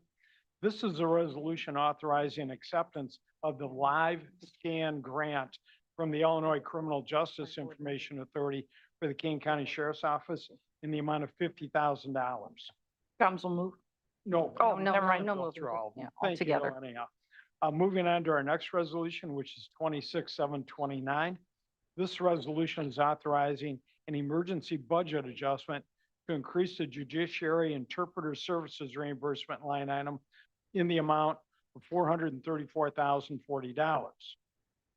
Our next resolution is 26-728. This resolution is authorizing budget adjustment for the use of opioid settlement funds to support the Kane County Collaborative Diversion Program in the amount of $151,022. Our next resolution is ratifying which is 26-739, is ratifying and approving an agreement between Dell Technologies and the Kane County Public Defender's Office for laptop computers in the amount of $40,074.75. Our next resolution, 26-735, is a resolution authorizing an addendum to the intergovernmental agreement with Rock Island County for juvenile detention services. This is actually a transport fee that we will be charging if we move juvenile detention individuals at a rate of $200 per hour, $250 an hour on holidays, and also covers any other expenses, mileage and whatever. Our next resolution is approving, which is 26-821, is approving and authorizing the termination of a contract for snow plowing services with Winter Services LLC. Our next resolution is Resolution 26-826, which is a budget adjustment to reclassify budgeted expenses into new sub-department codes. And on those, I would like to see if there's any other discussion. If not, I'd like to call roll on that. Then I have one more resolution I'd like to. And that's item I. Do you need a second? Point of information, is the motion to put the claims paid on consent a part of this? Yes, it's Just already on wanted to- consent. Just wanted that to be clear. Yes, Roth a second. thank you, Mr. Roth. With no further discussion, clerk, call the roll, and this is for items A through A. H. A through H. Correct. Alan? Bates? Bates, yes. Gums? Gums, yes. Shuby, aye. Caius, Caius, yes. Leonard, Leonard, yes. Lewis, yes. Linder, Linder, yes. Molina, Molina, yes. Sanchez, Sanchez, yes. Sturgis. Yeah. Pepe, Yep, Roth. yes. Roth, yes. Okay, items A through H are approved. Our final resolution is 26-819. This is a resolution approving the fiscal year 2027 draft budget to be placed on public display for 15 days. The amount of the budget for the 2027 display is $131,618,193. This is a balanced budget with no reserves. I do want to point out, though, our hope is that we'll stay balanced. We do have reserves set up that if we do have some emergencies or things that come up that we need to vote on, we do have additional monies, but hopefully we're going to be able to keep a balanced budget going in 2027. I need a motion and a second on this. Roth will make the motion. Sanchez seconds. Okay. Any questions, comments, concerns? Ms. Allen? Ms. Allen, yes. Alan here. I'm going to beat the dead horse again. We know that we have union contracts that are multi-year contracts. And on page 30 today in the finance report, we can see some of the amounts that are involved. So I just think it's a morale thing, a vote of confidence thing, that we give our non-union people the minimum amount that is the consumer price index amount of 2.7%. And I've realized that 2.5 has been budgeted and that offices and department heads are allowed to use their money how they want. I just think, as we have discussed before, that there are some threshold offices where they can't squeeze that extra money out of their budget because we're asking them to budget so closely. So if there were a good use of reserves, I would think that pulling a few $100,000 out to give our people 2.7% is a reasonable thing to do. You know, I appreciate your comments, Ms. Allen. And as we have mentioned before, every department and elected office has the right to increase that non-union increase from 2.5 to 2.7. Some may not be able to do it, as you stated, and I understand that, and I'm concerned about that. However, we always do have the option, if it's a real hardship, somewhere down the line in 2027, to have an emergency resolution for that additional amount of money if there would be one or two departments that just cannot fathom that loss of 0.2% in the increase. So it's something we're concerned with. We appreciate your concern, and hopefully we'll be able to get it resolved to everyone's satisfaction. But at this point, we've got a budget that we feel is reasonable. Everybody here had to suffer some. I mean, to say that this is a budget that everyone is happy with and that everyone is fully behind is not true, but they have all agreed to it. So we're at a point, we do have one particular office that was not in agreement with it, but we explained that because of the way the budget is set up, for us to ask for discounts from everyone and make an exception for one, that's not fair either. So we're happy with the budget. The people are understanding about it and they're willing to comply. But I do want everyone to know that this balanced budget could very well need additional funds from our surplus funds down the road. But in approving this budget, we've got a balanced budget with no use of reserves. And if I could add, every time an increase in compensation is given, we have to consider what FICA and our unemployment, as well as our pension fund. So that is not just that extra 0.2%, it's a multiplier for everything else that has to be adjusted. So you're absolutely right. If we can make that adjustment going forward, I think the board would be more willing, very willing to do that. If extra revenue comes in, expenses are lower without hesitation. But until that point happens, unfortunately, being fiscally conscientious. I don't want to say responsible, maybe, is a good word, that I support the 2.5, although I do believe our employees do need more. I would agree, but Madam what can Chair, we do? if I may too, I'd like to comment that at the Finance Committee, there was a unanimous vote to move this forward for display. Yes. So we do have the full support of the Finance Committee, and I think it's something that, once again, is it perfect? No. Is everybody happy? No. But everyone understands it and they accept it. So it's something that unfortunately we have to do. Mr. Tepe?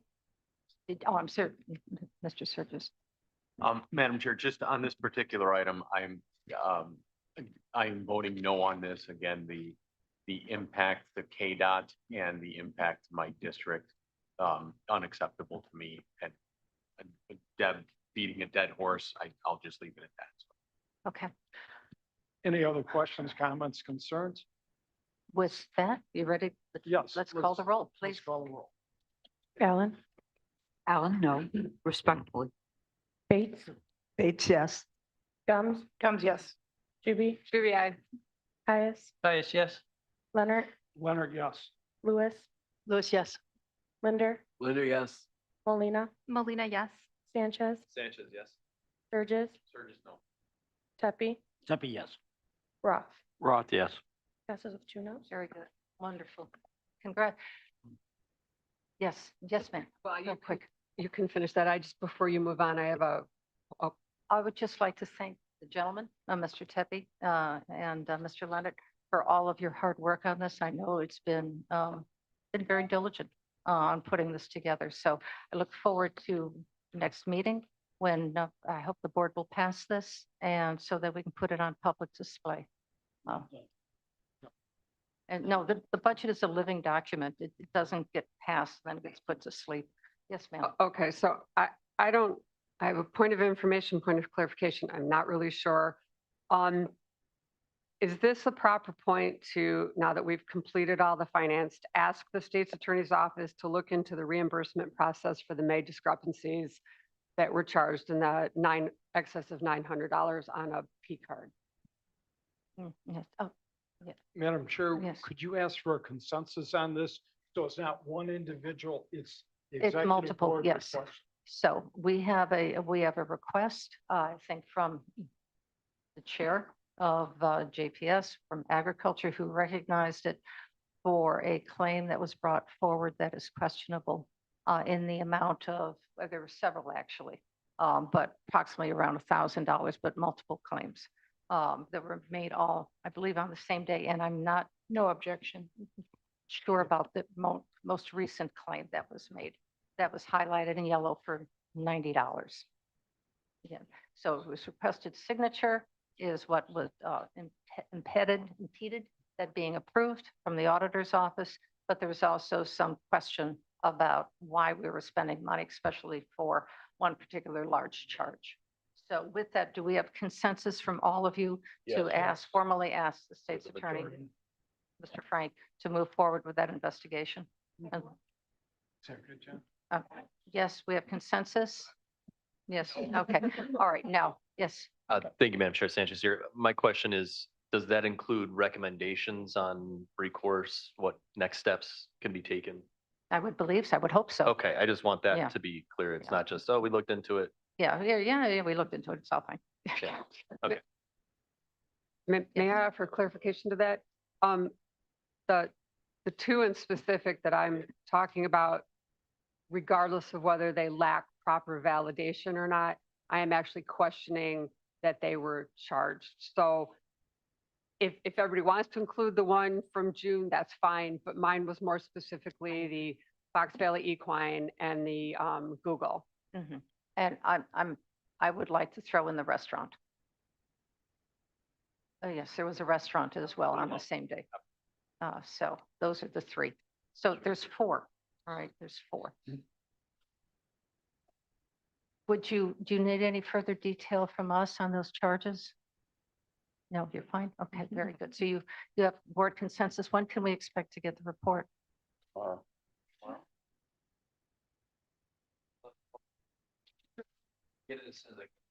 All right, can you give us an update next week? Because we really do want to know. I will talk to my boss. Yeah. Thank you very much. Thank you. Yes. Madam Chair, I apologize. Deb, development went past and I had a note that I wanted to bring forth. Chris, could you just stand up for a second? Chris Dahl works in our block grant division and helps with money. One of our communities had reached out saying, we're really struggling this year. We would like to learn more.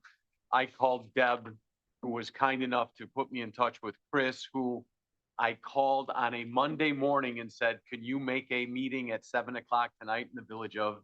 And Chris, with a smile on his face, drove out, gave the presentation with me.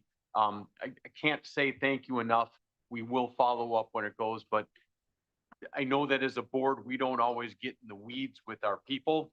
We were right in the weeds that night, and I can't say thank you enough. And I didn't mean to miss development, and I apologize, but thank you for your time and away from your family during an evening hour. So, thank you. Thank you. That and very kind of you for the recognition. All right, here we go. JPS. Alina. Thank you, Madam Chair. Okay, JPS, Judicial and Public Safety Committee met on June 11th, and we have 4 items that were approved and we'd like placed on the consent agenda. I'll read them individually, and if anybody has any questions after I read that one, just jump in. Resolution A is revising the Emergency Management Temporary Shelter Facility Memorandum of Understanding. B is authorizing an intergovernmental agreement between the County of Kane, the Kane County Sheriff's Office, and the Board of Education of Kaneland Community Unit School District 302 for the provision of a school resource officer. Hold on a second. Yes, ma'am. I have a question. Did the district request that the SRO show up in uniform? Because that's typically not done. They're typically in plain clothes. So I was just curious if the district in particular, and I didn't want to interrupt your judicial meeting asking you that. I don't know if anybody here from the Sheriff's Office is able to answer that question. Right I'm now, not familiar. if we can, You would know? you like to pull that off consent No, right no, now? it's not. Okay. It's not. It's just unusual that they're in uniform. I don't know how it works with the sheriff's police. I know with the municipality police, they're generally not in uniform. So that just struck me as being odd. And I was just asking if you know. Okay, no worries. We can move on. But I do have a question about C. Okay. Okay. All right. Okay, C, authorizing the purchase of the MVAC forensic DNA collection system for the county, for Kane County's forensic laboratory. Okay, my question on that is, and I know it was asked in the meeting and I just don't recall the answer. Will this give us an opportunity to provide services to other municipalities? That was a yes? Okay, thank you. Item D is the resolution authorizing an amendment to extend the professional healthcare service agreement between the County of Kane and the Kane County Child Advocacy Center and the Board of Trustees of the University of Illinois. I'll move all 4 to consent if I can have a second. Roth was Roth, you're seconding everything today. All right, we have a motion and a second with no further discussion on any of the points. And if you can get back to us and letting us know if, no, I know, it's just, yeah, just knowledge, uniform and non-uniform. Yeah. With that, call the roll, please. Allen. Bates. Bates, yes. Gums. Gums, yes. Juby. Juby, aye. Caius. Caius, yes. Leonard. Leonard, yes. Lewis. Lewis, yes. Linder. Linder, yes. Molina. Molina, yes. Sanchez. Sanchez, yes. Sturgis. Yes. Pepe. Tuppy, yes. Roth. Roth, yes. Okay, very good. I'd like to make a comment about the uniform before we go on with legislative, if I may be so bold. I'm proud of people in uniforms. I don't find them offensive. I don't find them authoritarian. It's your job. That's what you do. And it's something that, since they are publicly funded officials, I find to be a pride. This is my own personal opinion. I have no issue with that at all. So that's just me. Just clarification, I didn't have an issue with it. I know. It's just no, atypical of what normally happens, and I just wondered why. No, I understand. No, I understand. But just like I said, it's just my personal opinion. All right. Alice. Legislative thing, I just pipe in there. I think sometimes they can be in uniform if there's like a special event. For like example, a football game or something like that. Oftentimes they are in uniform, so just throwing that out there. Anyways. But my resource officer was generally looking like he just woke up and came in. So anyways. The legislative committee has one resolution for your consideration to be put on the consent agenda. It is authorizing a contract renewal with our lobbyist, T. McGuire Woods Consulting LLC for professional government relations, consulting and legislative lobbying services. It is RFQ 23-004. The resolution is 26-723, and this is the $10,000 per month. And all Bates would documents move. are attached. Bates moves. Linder second. Okay, thank you very much. And that would be in the annual amount of $120,000. I'm saying that out loud because I want to make sure that we are corrected. It's $120,000 annually. That's correct. And that has not changed. They haven't asked for any more money since the onset. And that's just for clarification, that is for both Illinois and Washington services. Yes, so federal and state. Yes, ma'am. Yeah, I just have a quick comment. I appreciate that we get monthly updates from them on both the state and federal, because sometimes there's so much going on and it's so confusing that I love that part. So thank you. Yes, Mr. Rowe. This is a clarification. This is year 3 of our original That contract. is correct. Okay, so And you know that's- what? I did read that. Should I make an amendment? No, No, it's fine. it just went on record because I asked the question and you answered. That's all.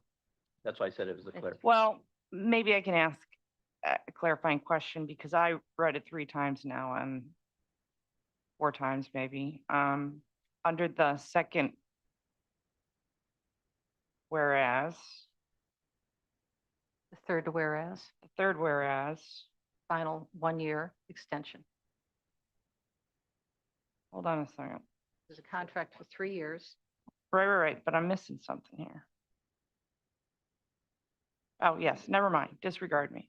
Okay, so this is the final year. right? Correct, This is yeah. the final year. And appropriately next year, it will go up again for RFP. Or That is RFQ, correct. RFQ, an Yeah. RFQ.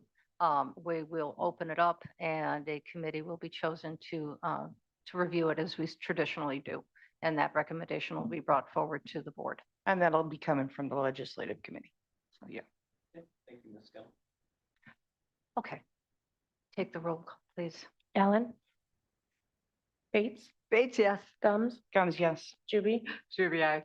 Pius, Caius, yes. Leonard, Leonard, yes. Lewis, Louis, yes. Linder, Linder, yes. Molina, Molina, yes. Sanchez, Surges. Yes. Pepe, Zeppy, yes. Roth. Roth, yes.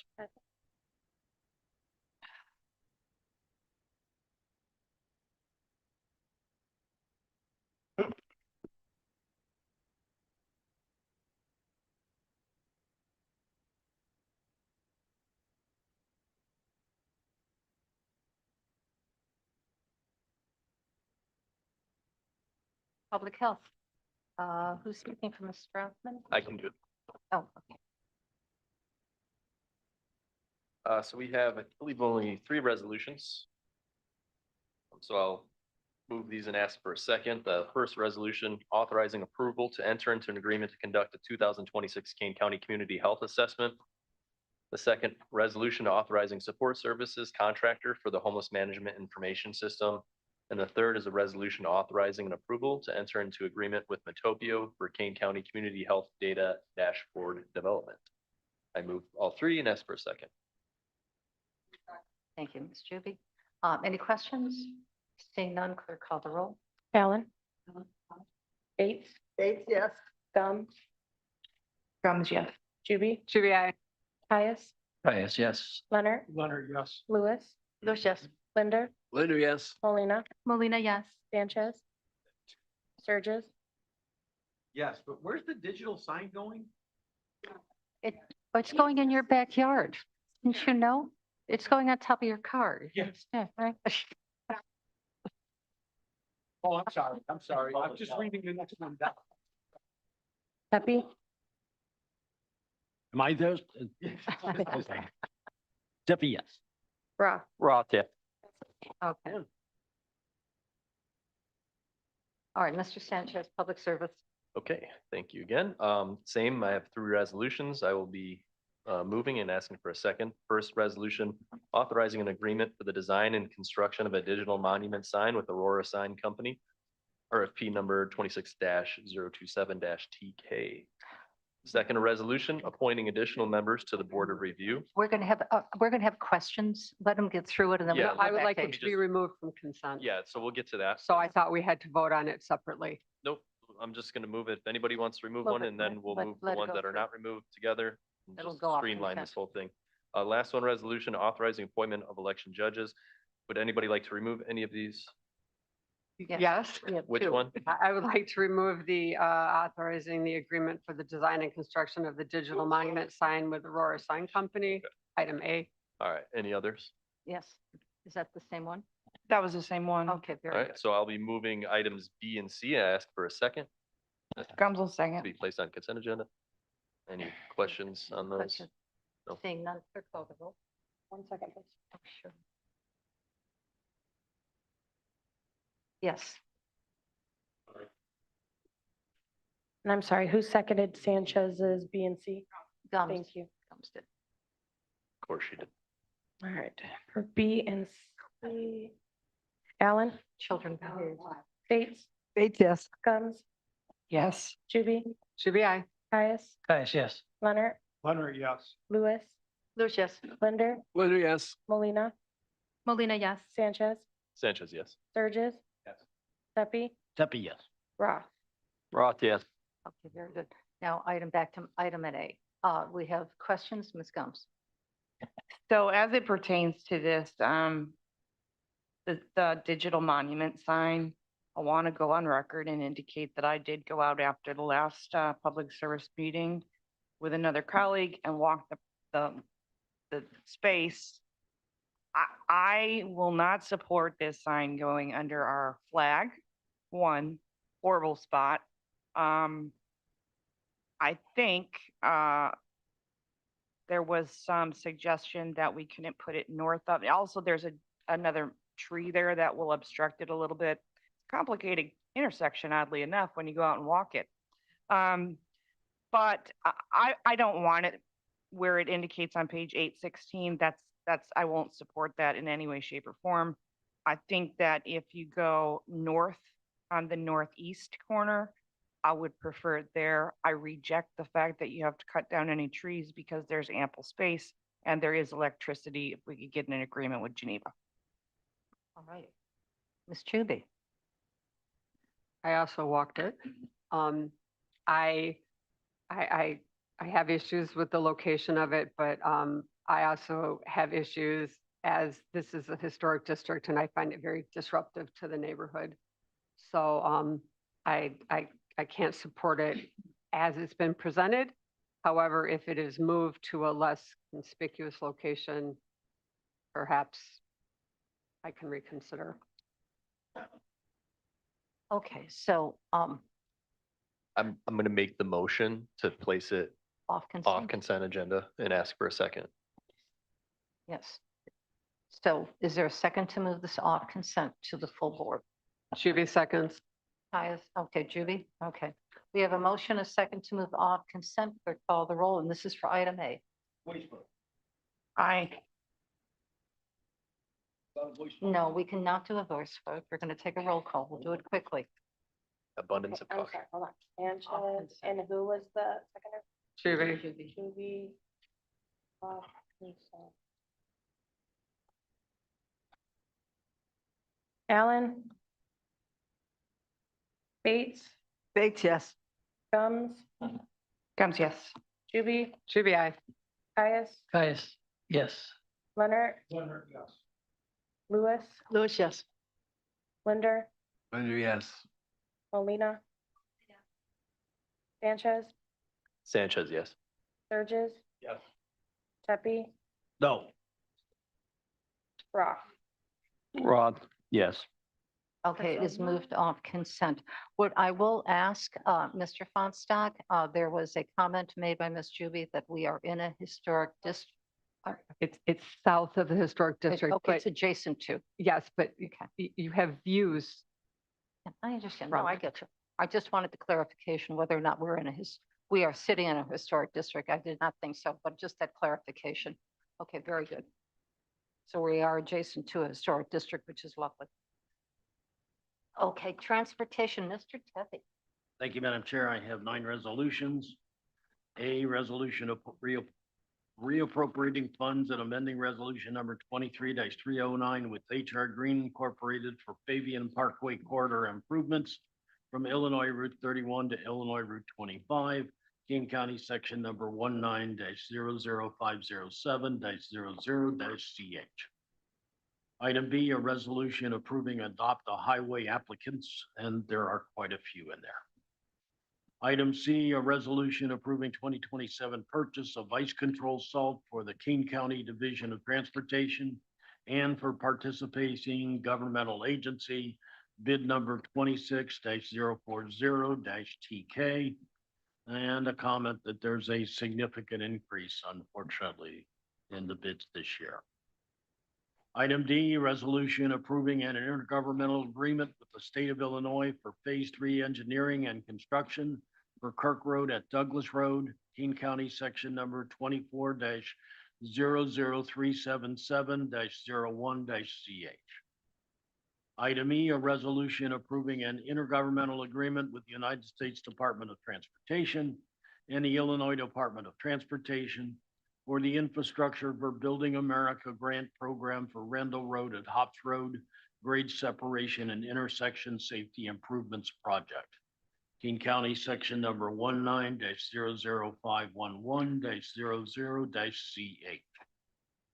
Item F, a resolution approving an intergovernmental agreement with the state of Illinois for Phase 3 engineering and construction for Randall Road at Hops Road intersection improvement, King County, section number 19-00511-00-CH. Item G, a resolution approving an agreement with WBK Engineering LLC of St. Charles, Illinois for Phase 3 construction engineering services for Kirk Road at Douglas Road intersection improvement, King County, section number 24-00377-01-CH. Item H, a resolution approving a contract for construction with Preform Traffic Control Systems LTD of Elk Grove, Village, Illinois, for the 2026 King County Paint Pavement Marking Patrol, King County, section number 26-00000-05-BN. And item I, a resolution approving a contract for construction with Precision Pavement Markings, Inc. of Pingree Grove, Illinois, for the 2026 King County Urethane Pavement Marking Patrol, King County, section number 26-00000-06-GM. I would move all 9 and ask for a second. Roth, a second. Thank you, Mr. Roth. Again, thank you. Any comments? Seeing none, clerk, call the roll, please. Allen. Bates. Bates, yes. Guns, yes. Juby. Juby, aye. Caius. Caius, yes. Leonard. Leonard, yes. Lewis. Lewis, yes. Linder. Linder, yes. Molina. Sanchez. Sanchez, yes. Sturgis. Yes. Tepe. Tepe, yes. Roth. Roth, yes. That Thank you. gratefully, I think we're end of our consent agenda. And now we are moving on to off consent. Yes, sir. Before we move on for transportation, I just wanted to comment that at the north end on 72 at Randall Road, there was a ginormous pothole, and that we had reached out to our state senators and said, how do we expedite getting this filled in? And we no longer have a huge pothole. So thank you to Senator DeWitt's office for helping us get that done. Did he go out there himself and? I don't know that he did, but Becky certainly got us connected where we needed to go. And we had multiple residents calling saying, is that Kane? And I said, no, it's not Kane, it's state, but we'll get it. No problem. get So it done. thank you. Oh, thank you for that recognition from Mr. Wood. I Madam appreciate Chair, that. I Yes. meant to say this at the start of transportation, but I had several conversations this weekend, you know, with some of the key people over at KDOT. They were beset, as was our Office of Emergency Management, with tons and tons of situations that occurred over this past weekend. And we just have phenomenal employees that just go and We take do. care of I things. do too. You know, We we've got do. one road that washed out, you know, down in the Sugar Grove area. The Scott Road is now closed, unfortunately, and if you look at the pictures, there's a big part of it missing. So they just do a phenomenal job, and we don't always appreciate just how good our staff is, but they are. Thank you. They are very loyal, dedicated people, hands down. All right, now we're off consent, and I believe, Mr. Sturgis, this is yours. It is, Madam Chair. Thank you. We would like to place on the agenda resolution authorizing the Human Resources Department to implement cost reduction changes for Kane County's employee medical plan. I will move that. Move that. Second, please. Thank you. Is there any discussion on this? Yes, Mr. Same side, it's okay. Yes, I know you guys had discussed this briefly during Human Services Committee or this month. Last month, my months are off a little bit. How many employees or employee spouses, family members would this We have Jamie, are you in the room? and so how many employees would this affect and family members? And the second question is there a prior authorization mechanism to this GLP-1 medication right now? So if the patient has diabetes and also has obesity indicated, is there prior authorization If I submission can for take a that? portion of that. And then because of the PPO and the HMO are different plans, does it apply for both the HMO and the PPO, the prior authorization, or just for the HMO plan? Okay, Jamie and I were going to answer in tandem on this, but and I appreciate everybody's input on this, but you know, we're talking about a few $1 million here. The intent is to never limit this for a medical condition such as diabetes. And we've had several emails suggesting use this wording, use that wording, use the other wording. Jamie painstakingly tried to word this to say we have other weight loss mechanisms in play that are available to our people, that when we surveyed the other communities, the other counties around us, we are following in suit with where they're going. Jamie, I'm hopefully not speaking out of turn on that. But if you can answer the question, I think it was approximately 80 to 90. It was just over 200 total. That includes employees and dependents that had a claim in the 15-month period that was analyzed. There is no way to determine exactly how many people are taking it today, but it's less than that because that's how many people made a claim. So some of those people may have taken it for a short time and then stopped. Jamie, where am I getting the 90 people number? Is that employees and the rest were dependents, or? I believe it was more than that. I But apologize. yes, but also understand we have several thousand people on the plan. So you're still looking maybe 10% of people. This is an adjustment to the prescription plan. So anyone with an active prescription, there's no other prior authorization needed because this is not a part of the medical, it's a part of the prescription portion of the plan.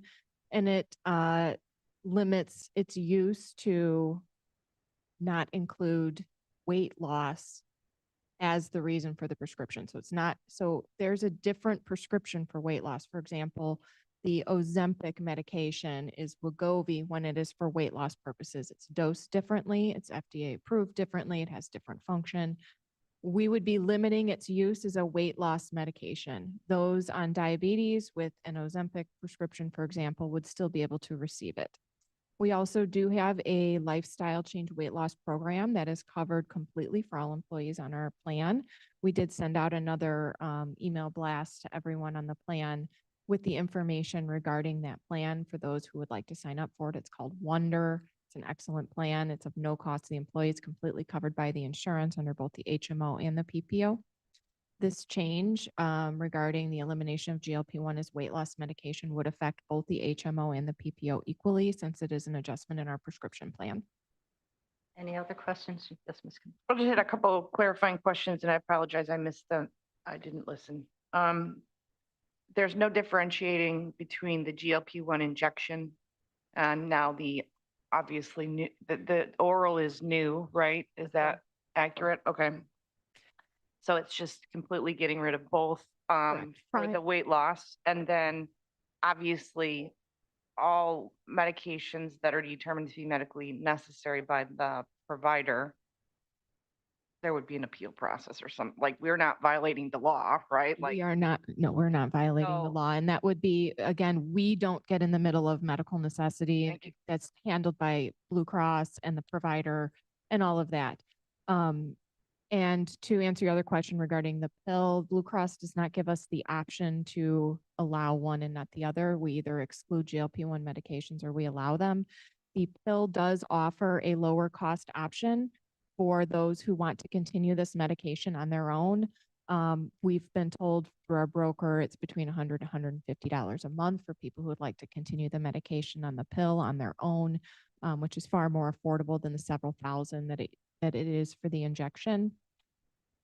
So again, we have several thousand people on the plan and you're looking at a huge jump in rates for everyone if we continue to allow this medication for the probably less than 10% of our people that use it. The other 90 have to also experience a large increase in premium.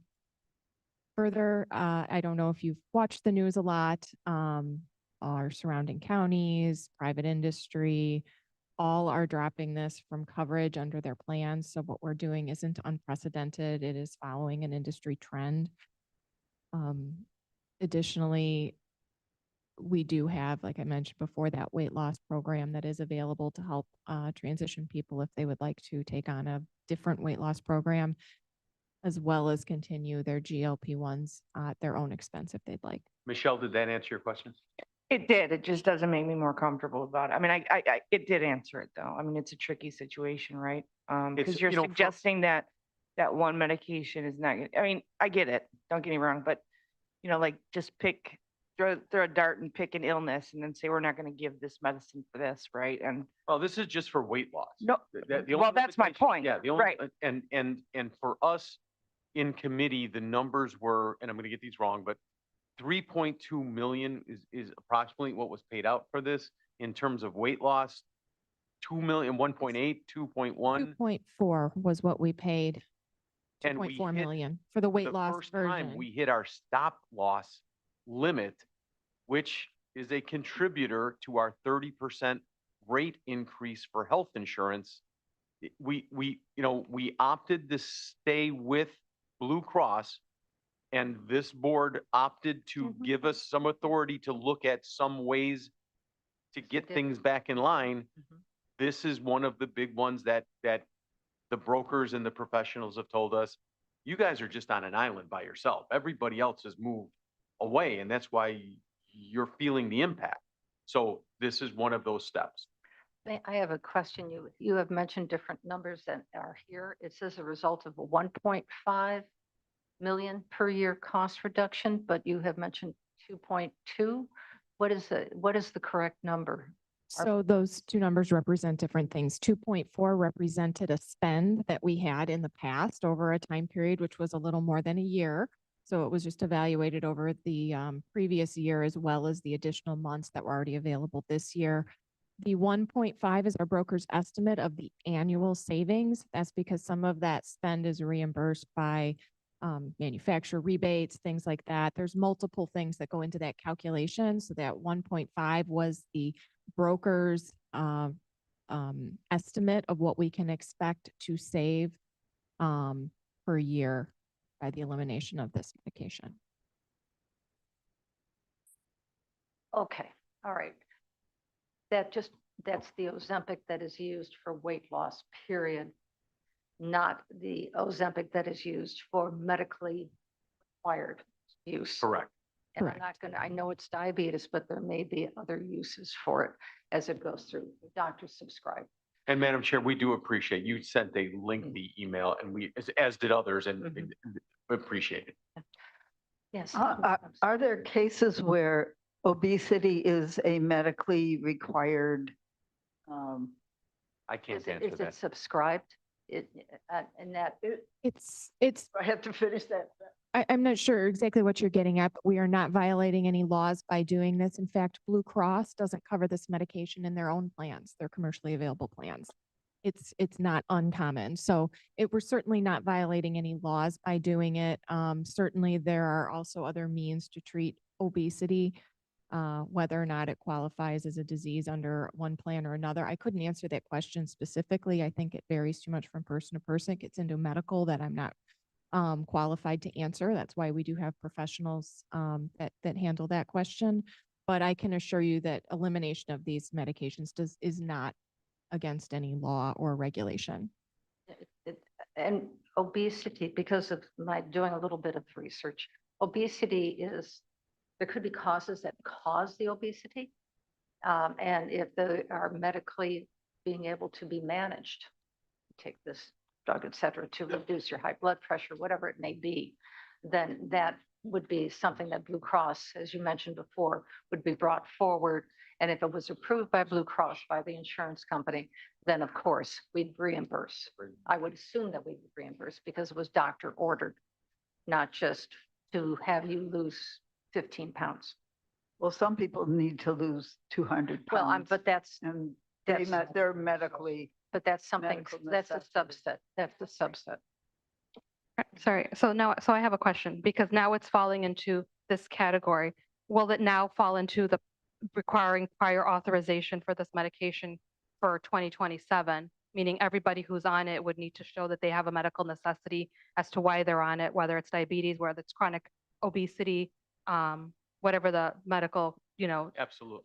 No, is this going to create that? No, it will not create a prior authorization for people that have diabetes. People who are taking the medication to treat diabetes will have no change. People who are taking the medication for weight loss purposes only, it will not be covered. There is not a prior authorization process. This is the prescription plan. There's not a prior authorization process in place for these medications. If you are prescribed this medication for the treatment of diabetes, it is covered. If you are prescribed this medication for weight loss purposes only, it is not covered by the prescription plan. Their weight loss treatment from their physician and all of that is still covered under the medical plan. This is the prescription plan that is being adjusted. Myrna, is that what you're asking? Yeah, because my concern is patients are taking this medication because of obesity. So if they're obese and they take this medication, then they lose weight. So their risk factor of contracting diabetes then drops. The risk factor of getting on, blood pressure drops. So it's kind of like, what's our win here? We have patients on this medication, but so now they're no longer taking the other diabetic medication and they're no longer taking blood pressure medication and they're healthier for it. So I guess I'm trying to We are understand. not circumventing the doctors. Well, in if you're, any shape or form. well, you kind of are, because if you're not requiring prior authorization, then, But we don't require it now. well, you do for other medications. So that's what I'm trying to understand why we're not requiring it for this medication. Because if the diagnosis is only diabetes, you have to have diabetes type 1 or type 2 to take this medication. Then I have a problem with it because there's other comorbidities that patients have that could benefit from this GLP-1, that is kind of like a cost benefit analysis because they're taking this medication instead of taking all these other Limitation medications. on this is for weight loss. That is the only limitation. The weight loss means like, is it, If the doctor comes on and says there are other factors involved, so if the patient is not obese, but wants to drop 10 pounds, we're not covering it. correct. But if the patient is That would 100 be my pounds, understanding. but so is that because I'm hearing different from It's- Jamie right now. It's not covered for any weight loss purposes, no matter how much weight you need to lose. There are other means, other medications, and other things that can cover weight loss, including lifestyle change programs that have proven to be very effective also. understanding that if someone has diabetes, so as I kind of stated earlier, this medication is prescribed at a completely different dose, a completely different medication for diabetes than it is for weight loss only. It's actually a much lower dose to manage diabetes than what is needed to elicit the weight loss. So the GLP-1 drug Ozempic is a diabetes drug that doctors can prescribe for people for diabetic reasons. The drug Wegovy is made out of the same GLP-1 medication as Ozempic, but at a different dose with a purpose for weight loss. Wegovy would no longer be covered. Ozempic is still covered. Dr. Young? So just getting back to you, you're right. There are a lot of comorbidities associated with obesity. Obesity is a disease. Okay. So here's my thought. And I've asked about this before. My guess would be that people that are taking injections now that have the ability to get the pill, I've asked before, what was the conversion rate between the injection, which is extremely expensive, and conversion to the pill? We don't have an answer, and our insurance company cannot give us an answer on that, because my guess would be if we have the number of individuals in our county who have a choice between the two and they're told that they're equally as effective, if we had a conversion rate of even 50% to the pill, I just don't understand why we're, How would you like us to calculate a conversion rate? Because we haven't, But they Jamie, I don't. think more importantly on this, I think the response that we Wait, received. Hold on a second, both of you, please. Dr. Are you Young, talking are about people completed? currently taking the pill? who have okay, and then I've got let- another let one her about finish, people please. currently taking the pill. So somebody who got put on the pill because they're obese, right? And or the shot, excuse me. And now there's a lot of discussion about how that you might be permanently on this. Okay. So here we go. So we have someone who was, I'll give you a scenario. We have somebody who was morbidly obese. We have someone who was diabetic and a high blood pressure, all three comorbidities with obesity. They have lost the weight, reducing the need for diabetic medication, reducing, maybe eliminating it, eliminating the need for high blood pressure medication as Ms. Molina just put forward. But they have to stay on the GLP-1 to maintain that weight. What do we do for those people? Because now it becomes a weight problem issue, right? So what do we do for those people? We can offer them lifestyle change programs to help maintain their low weight without use of this medication. They would like to continue the medication. They can certainly continue it at their own expense if they would like. They should talk to their physician as well about other ways to maintain their weight healthy. I think when you look at that cost benefit analysis regarding staying on these medications, which can reduce some overall cost versus the costs of other medical conditions, I want to remind everyone this is a new medication and we do not know the long-term impacts of taking these medications. They certainly could cause other health problems, or they may not elicit the results that we want in terms of diabetes and heart disease and things like that. We really don't know. So I don't think we can make a decision based on that unknown. We lack long-term data regarding the use of these medications, and it's impossible to tell if it will long-term do that.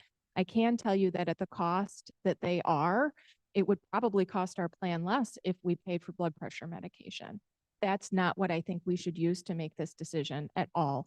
I think we need to look at this costing millions of dollars that this county and its employees can't really afford, and that the group of people that are using these medications now have an affordable means to continue them if they would like to continue them on their own, rather than spreading that cost to the rest of the employees who are not using them. And Madam Chair, if I can interject on this, my understanding was, Jamie, we did not have the ability to say we can give the pill but not the injection. You either did one, or you either did them or you didn't, but you could choose between the two. Correct. We that either correct? allow the medication or we don't allow the medication. We do not currently have the option to cover the pill and not to cover the injection. That's not an And I option think that's an that was important presented to us. distinguishing. So there has been much conversation, and I have a feeling that this board or this committee has got a variety of different opinions on this. But the purpose of this, do you want to move this to the full board for discussion? Or do you want to bring it back to Human Services for further review? What is your choice? Can I add, just for your consideration, if you send it back to Human Services, we will not be able to do it for 2027. We are writing contracts and preparing rates. Open enrollment is October. We need to have the rates to the board by August in order to have them in time to prepare our open enrollment materials so that everyone knows what they're getting when they sign up for their insurance. So it's really important that we have this worked out. So just to make you aware, if you send it back, I don't know that it will be an option for you for 2027. All right, so, but there are, going to have a Let's vote. special meeting of Human Services to make sure that it gets on to the August board. And we have a special board meeting as well for this, because seems to be an important topic. So here's the question. Do you want to move this forward? Do I have your Yes. support to move it forward Yes. to the full board? Move it forward. Okay, so let's take that roll then. This is just, we've had lengthy conversation, I think diverse opinions about this, but let's see if you And want if to move it to the anybody board. has specific questions, please. I mean, we have a week until the board meeting. Send an email, copy us in. Let's have let's have that dialogue. And Please, it please. will remain off consent. Alan? Alan, I. Bates? Bates, yes. Gums? Gums, no. Juby? Juby, I. Caius? Caius, yes. Leonard? Lewis? Lewis, yes. Linder? Linder, yes. Molina? Molina, yes. Sanchez? Sturgis? Yes. Deputy, yes. Roth? Roth, yes. Okay. All right, Human Services again, Mr. Sturgis. Authorizing intergovernmental agreement with the State of Illinois Department of Human Services for the Juvenile Justice Council grant. For $78,665. Very nice. Sturgis moves. Alan seconds. Yeah, Ms. Molina seconds. Any discussion on this? Being none, clerk call the roll, please. Alan? Alan, I. Bates? I'm sorry, she just said that. Gums? Gums, yes. Juby? Juby, I. Caius? Caius, yes. Leonard? Lewis? Lewis, yes. Linder? Linder, yes. Molina? Sanchez? Sanchez, yes. Sturgis? Yes. Deputy? Deputy, yes. Roth? Roth, yes.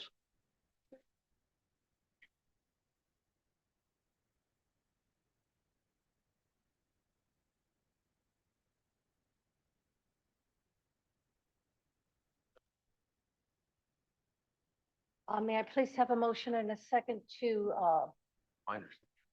where are we? Fingerprinting, Ms. Molina, that's you. Sure.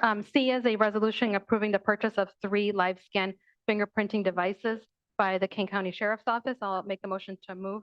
And it has to stay off consent, or can it go on consent? This is, For the Tuesday. It's off consent now. Can It's I make off a motion to put it on? it would Okay. go on, it can go Okay. on Caius, consent.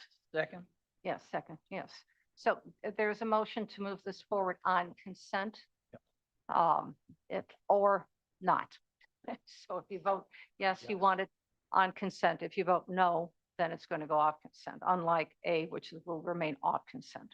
Because that was the, no. We just passed. Oh, just pass separate votes. So that they want. Why not just pass? The motion is for on. consent. Gotcha. All right. So, and remember, board, you can, yes. Thank you. Thank you for that clarity.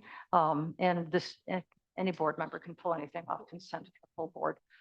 So here we go. Any Alan? questions on this? Alan? No, go ahead. Information, this is what we're voting on, C? C, Alan? fingerprinting. And I'm sorry, are we? Yeah, we're going to vote. We're if you're voting ready to pass vote, it. To pass it forward to the. full Alan, board. I. Thank you. Bates? Bates, yes. Gums? Gums, yes. Juby? Juby, I. Caius? Caius, yes. Leonard? Leonard, yes. Lewis? Lewis, yes. Linder? Linder, yes. Molina? Sanchez? Burgess, Pepe, Pepe, yes. Roth. Roth, yes. Okay. Madam Chair, a point of parliamentary inquiry. Yes, yes, sir. This whole on consent, off consent thing, I just need to understand it. I don't have any objection. Are we saying any of these things that we approve here move to consent? Or are we saying because her motion said to put it on consent, that one goes to consent? Just the motion. This is one. Okay, thank you. All right, the next one is Mr. Caius's committee, Grand Victoria. Okay, well, all right, then, item D is a resolution authorizing Grand Victoria Riverboat funding for the external projects for fiscal year 2026, which would be an item that they passed out the allotted. I would move it and ask for a second. Alan seconds.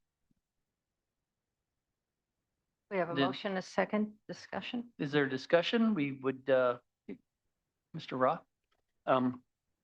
You have the individuals. Can you give, it'd be nice if we had a total, subtotal, one for tier one and for tier two. I will refer to Mr. Dahl. You know, if we could do that for the board meeting. Oh, for the board meeting? Yeah, Okay. we don't need it right All right. now. And then the other is normally we're giving 20%. Where does it overall, 80-20, what's external versus internal? Is It's with that very it? close to 20% Okay, for the externals. okay. yeah. Just, I want that to be stated, so it's on the record. Okay, yeah, and actually, I can go through this is on, Grand Victoria is on page 1169, I think that's what I wrote down here. TMP 26842 for $824,579 is the total for Okay. that, All right. which was, I think, less than 1% off of the amount that we were at the 20%. So it is slightly under about $7,000, right? But it was very close. Okay, Okay. thank you. Ms. Lewis. I just have a comment. So I understand this year's guidelines were that it was independently voted on and people, and it had to have either 3 votes or 4 votes or 3 votes to get on this. So there was a larger 58 projects that we never even got to see. And I have talked, and I would like the whole board to actually see those projects that didn't make it, because a lot of us have constituents that are going to be asking, first of all. And then secondly, my understanding is that it was only capital, it wasn't at all operational.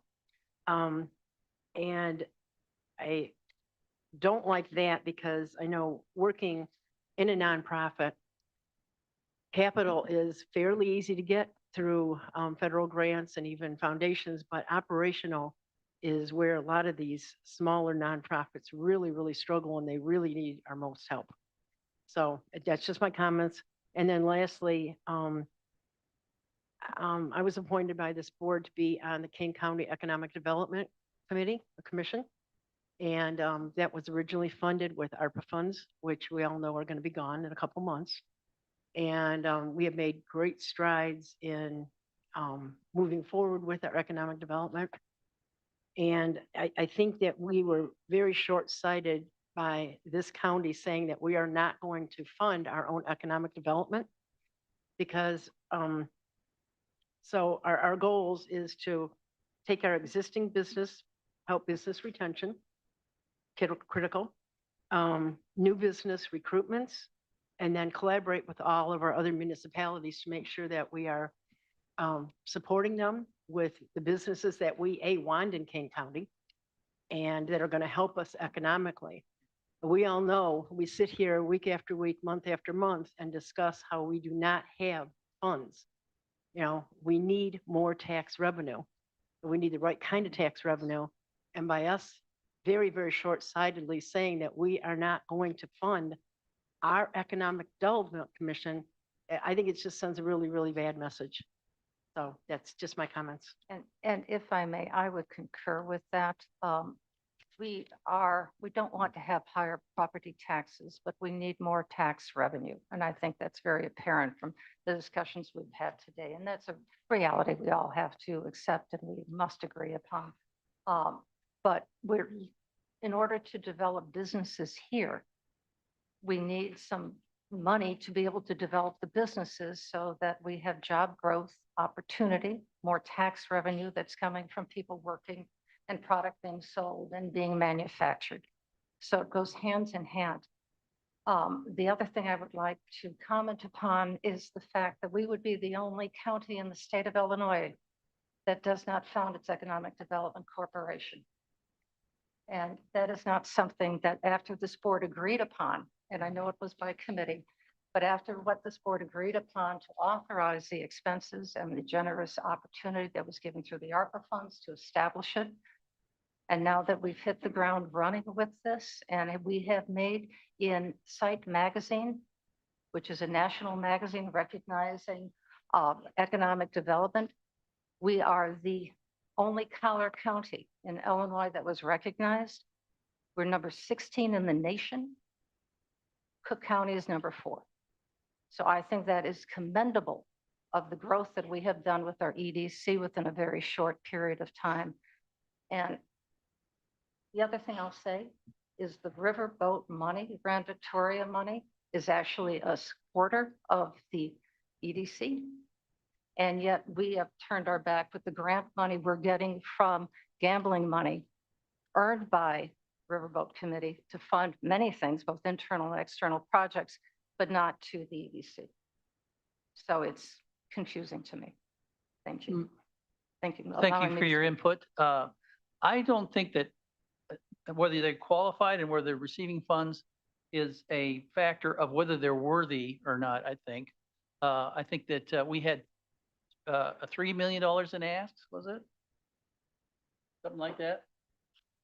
And $800,000 to give out. So there were a lot of projects. I don't know that any one of the 60 or so projects that applied really didn't deserve it.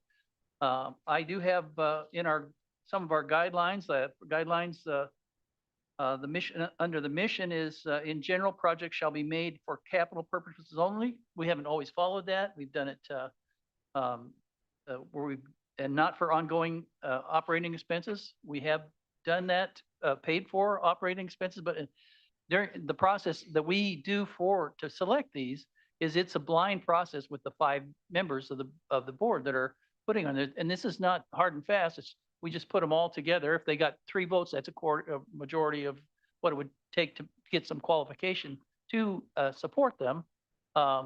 If they don't, so that it eliminates right off the bat, but in a clean, I should say a clean way, but something like that, where with the kind of money that is requested, $3 million worth of grants and only $800,000, we have to eliminate some. As it worked out this time, without seeing any of whatever everybody's put together, we averaged that and then dropped the lowest one. In this year, that's the way it worked out. It worked out so that it was for the not for operation, but for capital purposes. So and it can be changed, certainly. That's why this is a recommendation from the ad hoc committee to the executive committee and to the full board. And it has been changed in the past. Hold on, Anita. Ms. Bates, please, and then Ms. Gomes. Thank you. I believe that the charter of the Economic Development Corporation was that the ARPA money would help get it started. And after that, the members are supposed to pay dues that will support the corporation. We're a member. Pardon me? We are a member. Well, Point of personal privilege. Could we pause for a few minutes until our recording secretary comes back? I think that would be a really good idea. Yeah, we're just going to take a stretch for a moment.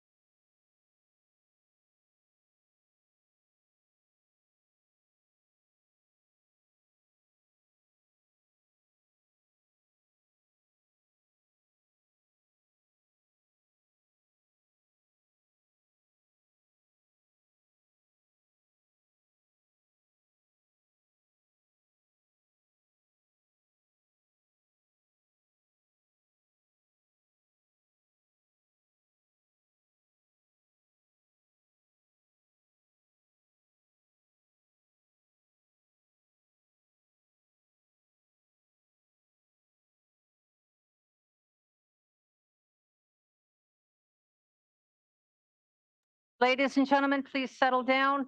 We're having a conversation about the Grand Victoria external application recommendations. Order, please, order. Right, here we go. All right, Ms. Molina, we left off with you. I believe Ms. Bates had the last word. Ms. Bates, What was I you were saying? talking about the Oh, I EDC. was saying that the EDC, in my memory, that we used $1 million of ARPA funds to help launch this, and it was a good investment.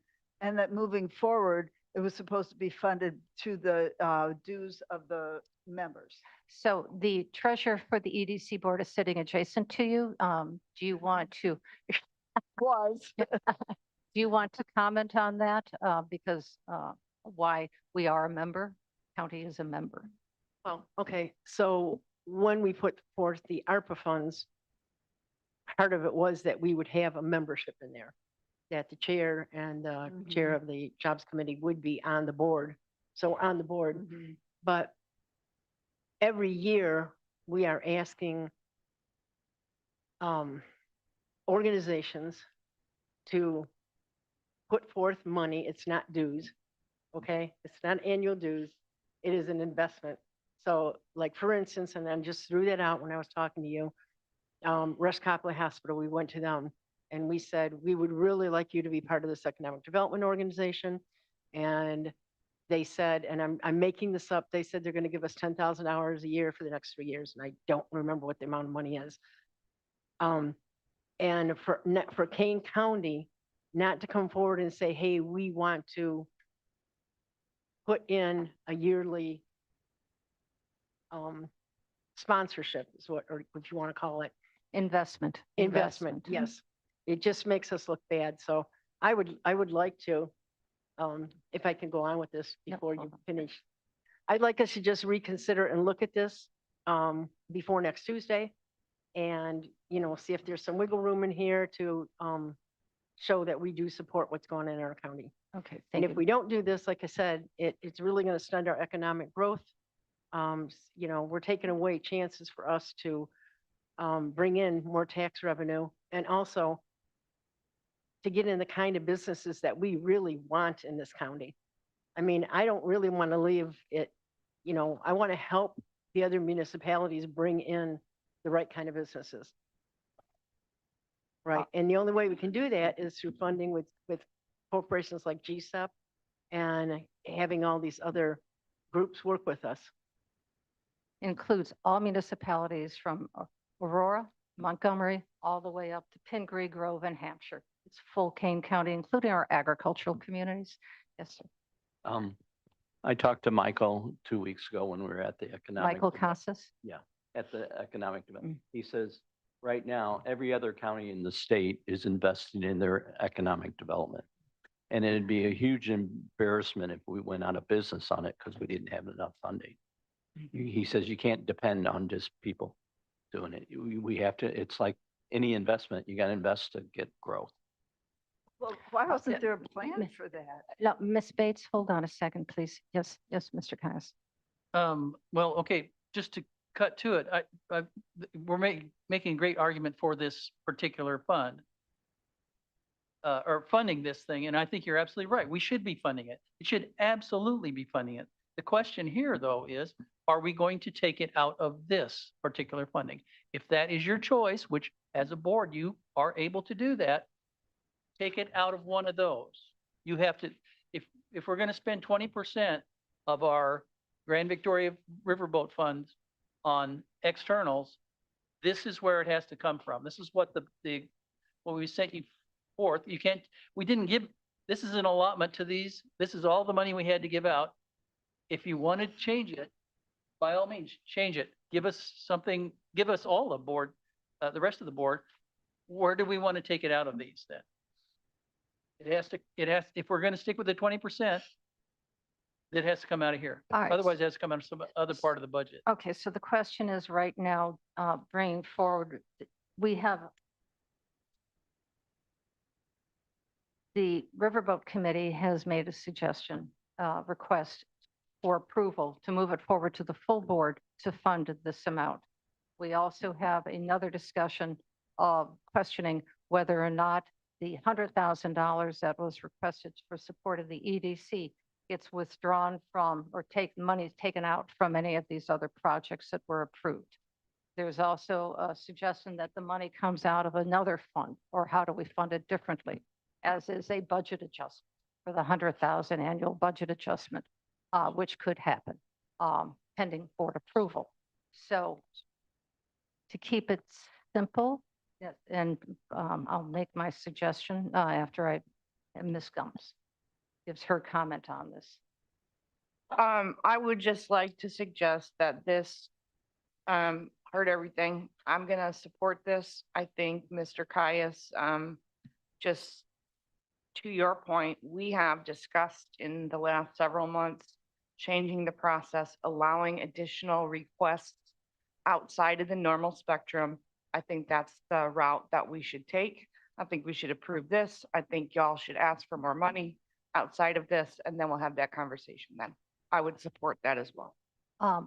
What I would like then to happen, before I give up the microphone, is that for Jobs Committee to bring forward a request, I would, if you want to put the resolution together, I can put it on the full board for additional funding to occur for the EDC, and we can have that discussion.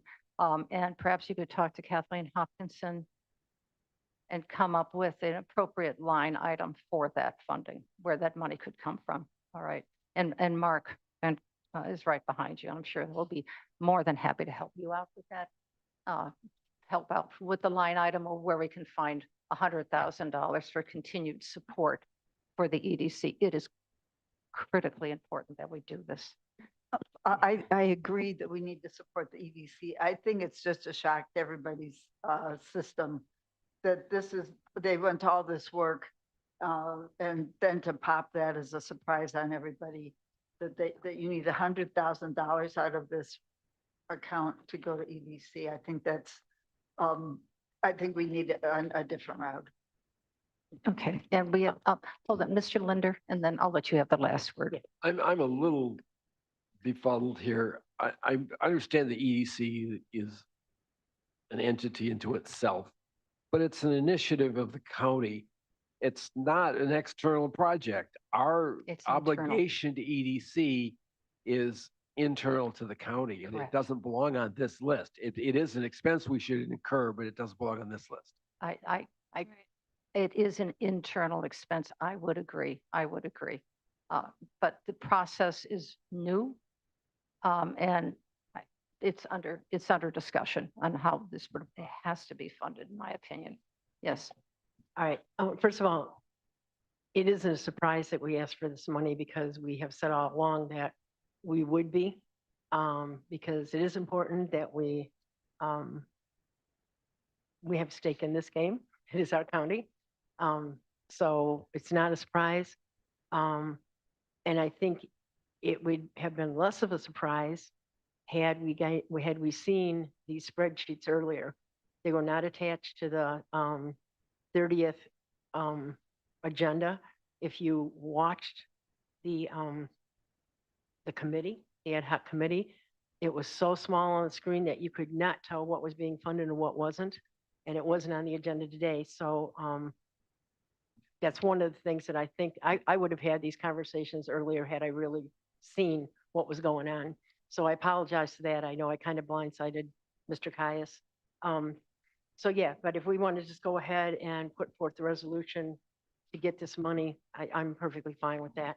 Good. And with finance, so with the chair of finance having to leave, Mr. Tebby has been a strong steward of helping finance navigate the very murky waters. So perhaps you can lend a hand with this.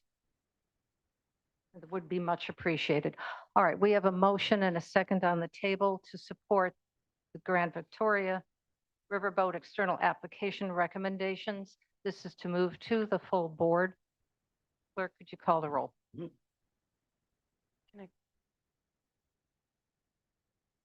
It'll go on consent. Okay, This will just go making on sure. consent. Alan?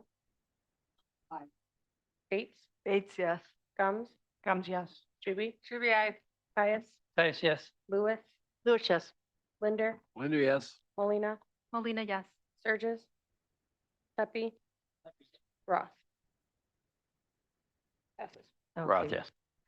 Okay, I see no need. That ends our end of consent agenda, off consent.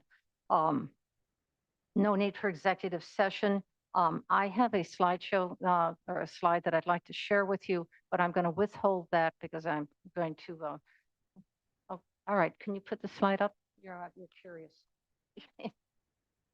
So, this is, I've received this information from the governor's office.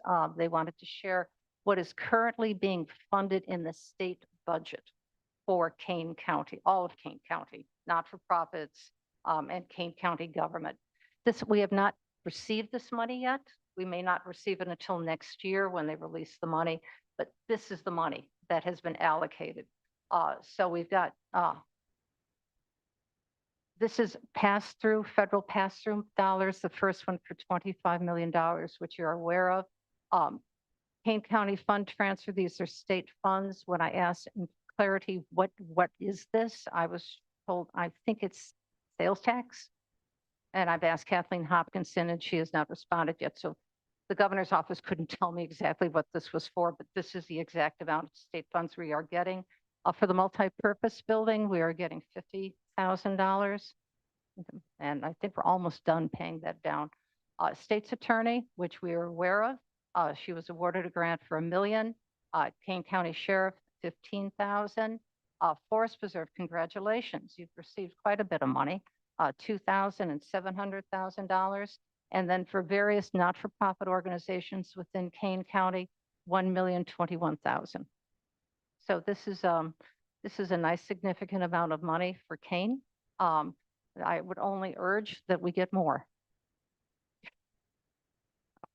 More is good. Yes, sir. Some of the questions you were asking, like where they came from, some of these may be grants we've applied for.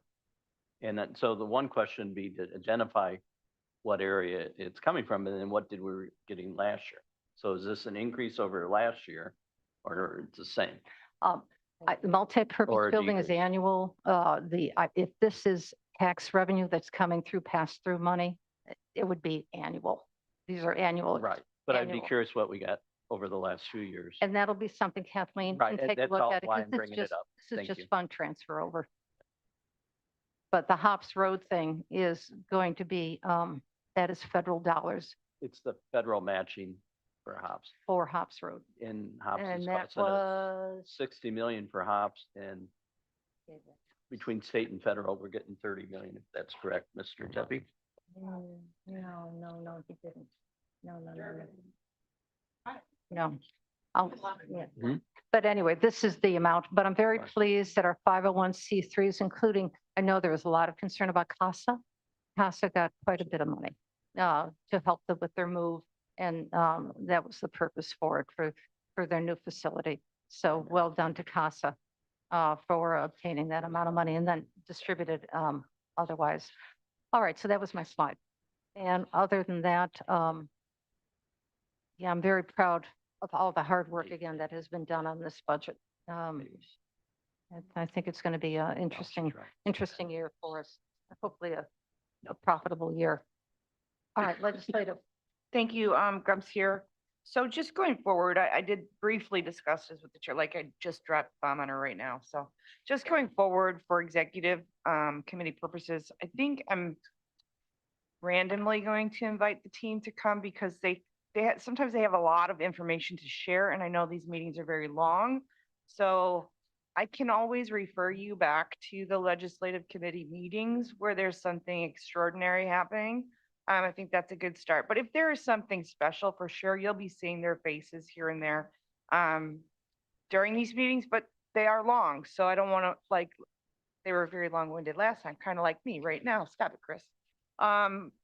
There's a lot going on. Still stuff does occur throughout the summer, believe it or not. We just got to reach out from, I think it was Duckworth's office about our emergency management team. So we're going to be handling all that. It's good to have relationships with our senators and get all this money, and communication with the governor's office is extraordinary. And I thank everybody for doing the hard work. one day I'll ask for a staff member. Next year. Yes, and I would strongly suggest that if we, following up on that, if you have an idea, if you have a need for your district, you have an idea for a building need, capital need, please share it with us. Don't be shy about having your concept put And- forward. And I can piggyback on that because what our legislators are lacking is those capital projects. So you got something, you want something, holler, we'll get Ooh. it to them. Wow. You don't get too excited. Districts, right? It's for your districts. So. For your districts or for the good of the county, which serves Yeah, all that's another districts. And as just was mentioned very well by Ms. Lewis, capital projects are easier to fund than general operational. So let's build something. I have a committee update. Yes, please. Okay, Energy and Environmental would like to report that one of the 16 inverters in our solar field has failed. The new inverter has been ordered and the field will be in, then it will, there's a small portion of the field that's out of service right now. This, as soon as we get the part, we'll put it in, not me, somebody else. And the whole array will be back up to service. And the field will be mowed around July 10th or 11th, speaking of getting down in the weeds. And then I just wanted to let you know because I guess there's some weird rumors going around that the solar field is not producing significant savings for the county. The closest number I have right now was that in 2025, it saved us $300,000. So we will have a slide on that at the next E&E committee meeting. Thank you very much. Thank you. I have a. Mr. Caius is first, sorry. Committee administration? Yes. Oh, no, I have a question for energy and environment. Okay, Oh, yes, energy and sorry. environment. Sorry, really quick. So you're gonna mow over there, but I have a really strange question and I don't know if you're of course, are we, well, obviously we had these major storms, et cetera, et cetera, et cetera. Are we abating for this plethora of mosquitoes considering that? I've been asked by South Park, FYI, because nobody can sit in their front lawn. And so I don't have an answer for them and I can't get one from the city and I can't get one from us. So I don't you know want if that's that you. from environmental I don't know water resources? Yeah, I don't know if that's, Jody? yeah, Okay, I can ask Jody. just ask about that Mosquito because control. I know there's like larvicide and stuff that can be put down that's good for birds and all the Yeah. things, but you know, this country's been abating I'm mosquitoes for a long time. questionable about whether it's good for birds or not. I don't know. All right. we No, don't wanna get I Well, into have that right unintended now. consequences. All right, so, But And I've, all right, the question has been asked. I think we don't need to have comments. We'll have Jody respond back. Okay. I have one more comment though. I would like to thank Environmental and Water Resources for their involvement in helping with the flooding this weekend as well. Good. Yes, it was quite a Was- mess. So thank you for. is that everybody. abatement of flooding or they were helping flood? I'm Is sorry. that abatement or basement? It's too long into All the, right. the Well, meeting there were here. many basements. being flooded. Administration, building management is working with our contractor to complete the elevator repairs in Building A at the Government Center. Elevator repairs should be completed in the next 2 weeks and then would be followed by testing and recertification. And I have a special thanks to the building management team that has been working nonstop to keep everyone cool during the past few weeks of extremely hot weather because these old air conditioners on these old buildings are a challenge. We've had the guys out working over the holiday weekend. The capital, finally, the 2027 capital budget and plan will be presented at the July 15th meeting and distributed to the board members for the capital expenditures, which apparently are easy to get. Money's easy to get for that. No, it's not. It's easier. Thank you. Easier. Thank you. Yes. Human Services? Madam Chair, we really do have our backs up against the wall on these health insurance rates and the way we need to do that. So again, I'm just going to urge everybody, I don't want to be here till 3 o'clock next week. If if we have discussions, if you have comments, it is so much more precise to allow us to answer them. If you send that email, copy Jamie and myself in there, we will get the answers out. And again, I give very broad brush. She gets very specific. But we will try and do what's right for everybody. in this Okay, case. So and perhaps you can have Jamie send that out to the full board and with that request to expedite that part of the conversation. Yeah. Thank you. Okay, anybody else? Okay, with that, no other comments. May I have a motion to adjourn? Caius move. Thank you. Second, please. Roth will second. All in favor? Aye. Okay, have a great day, everyone. Hope to see you later on today.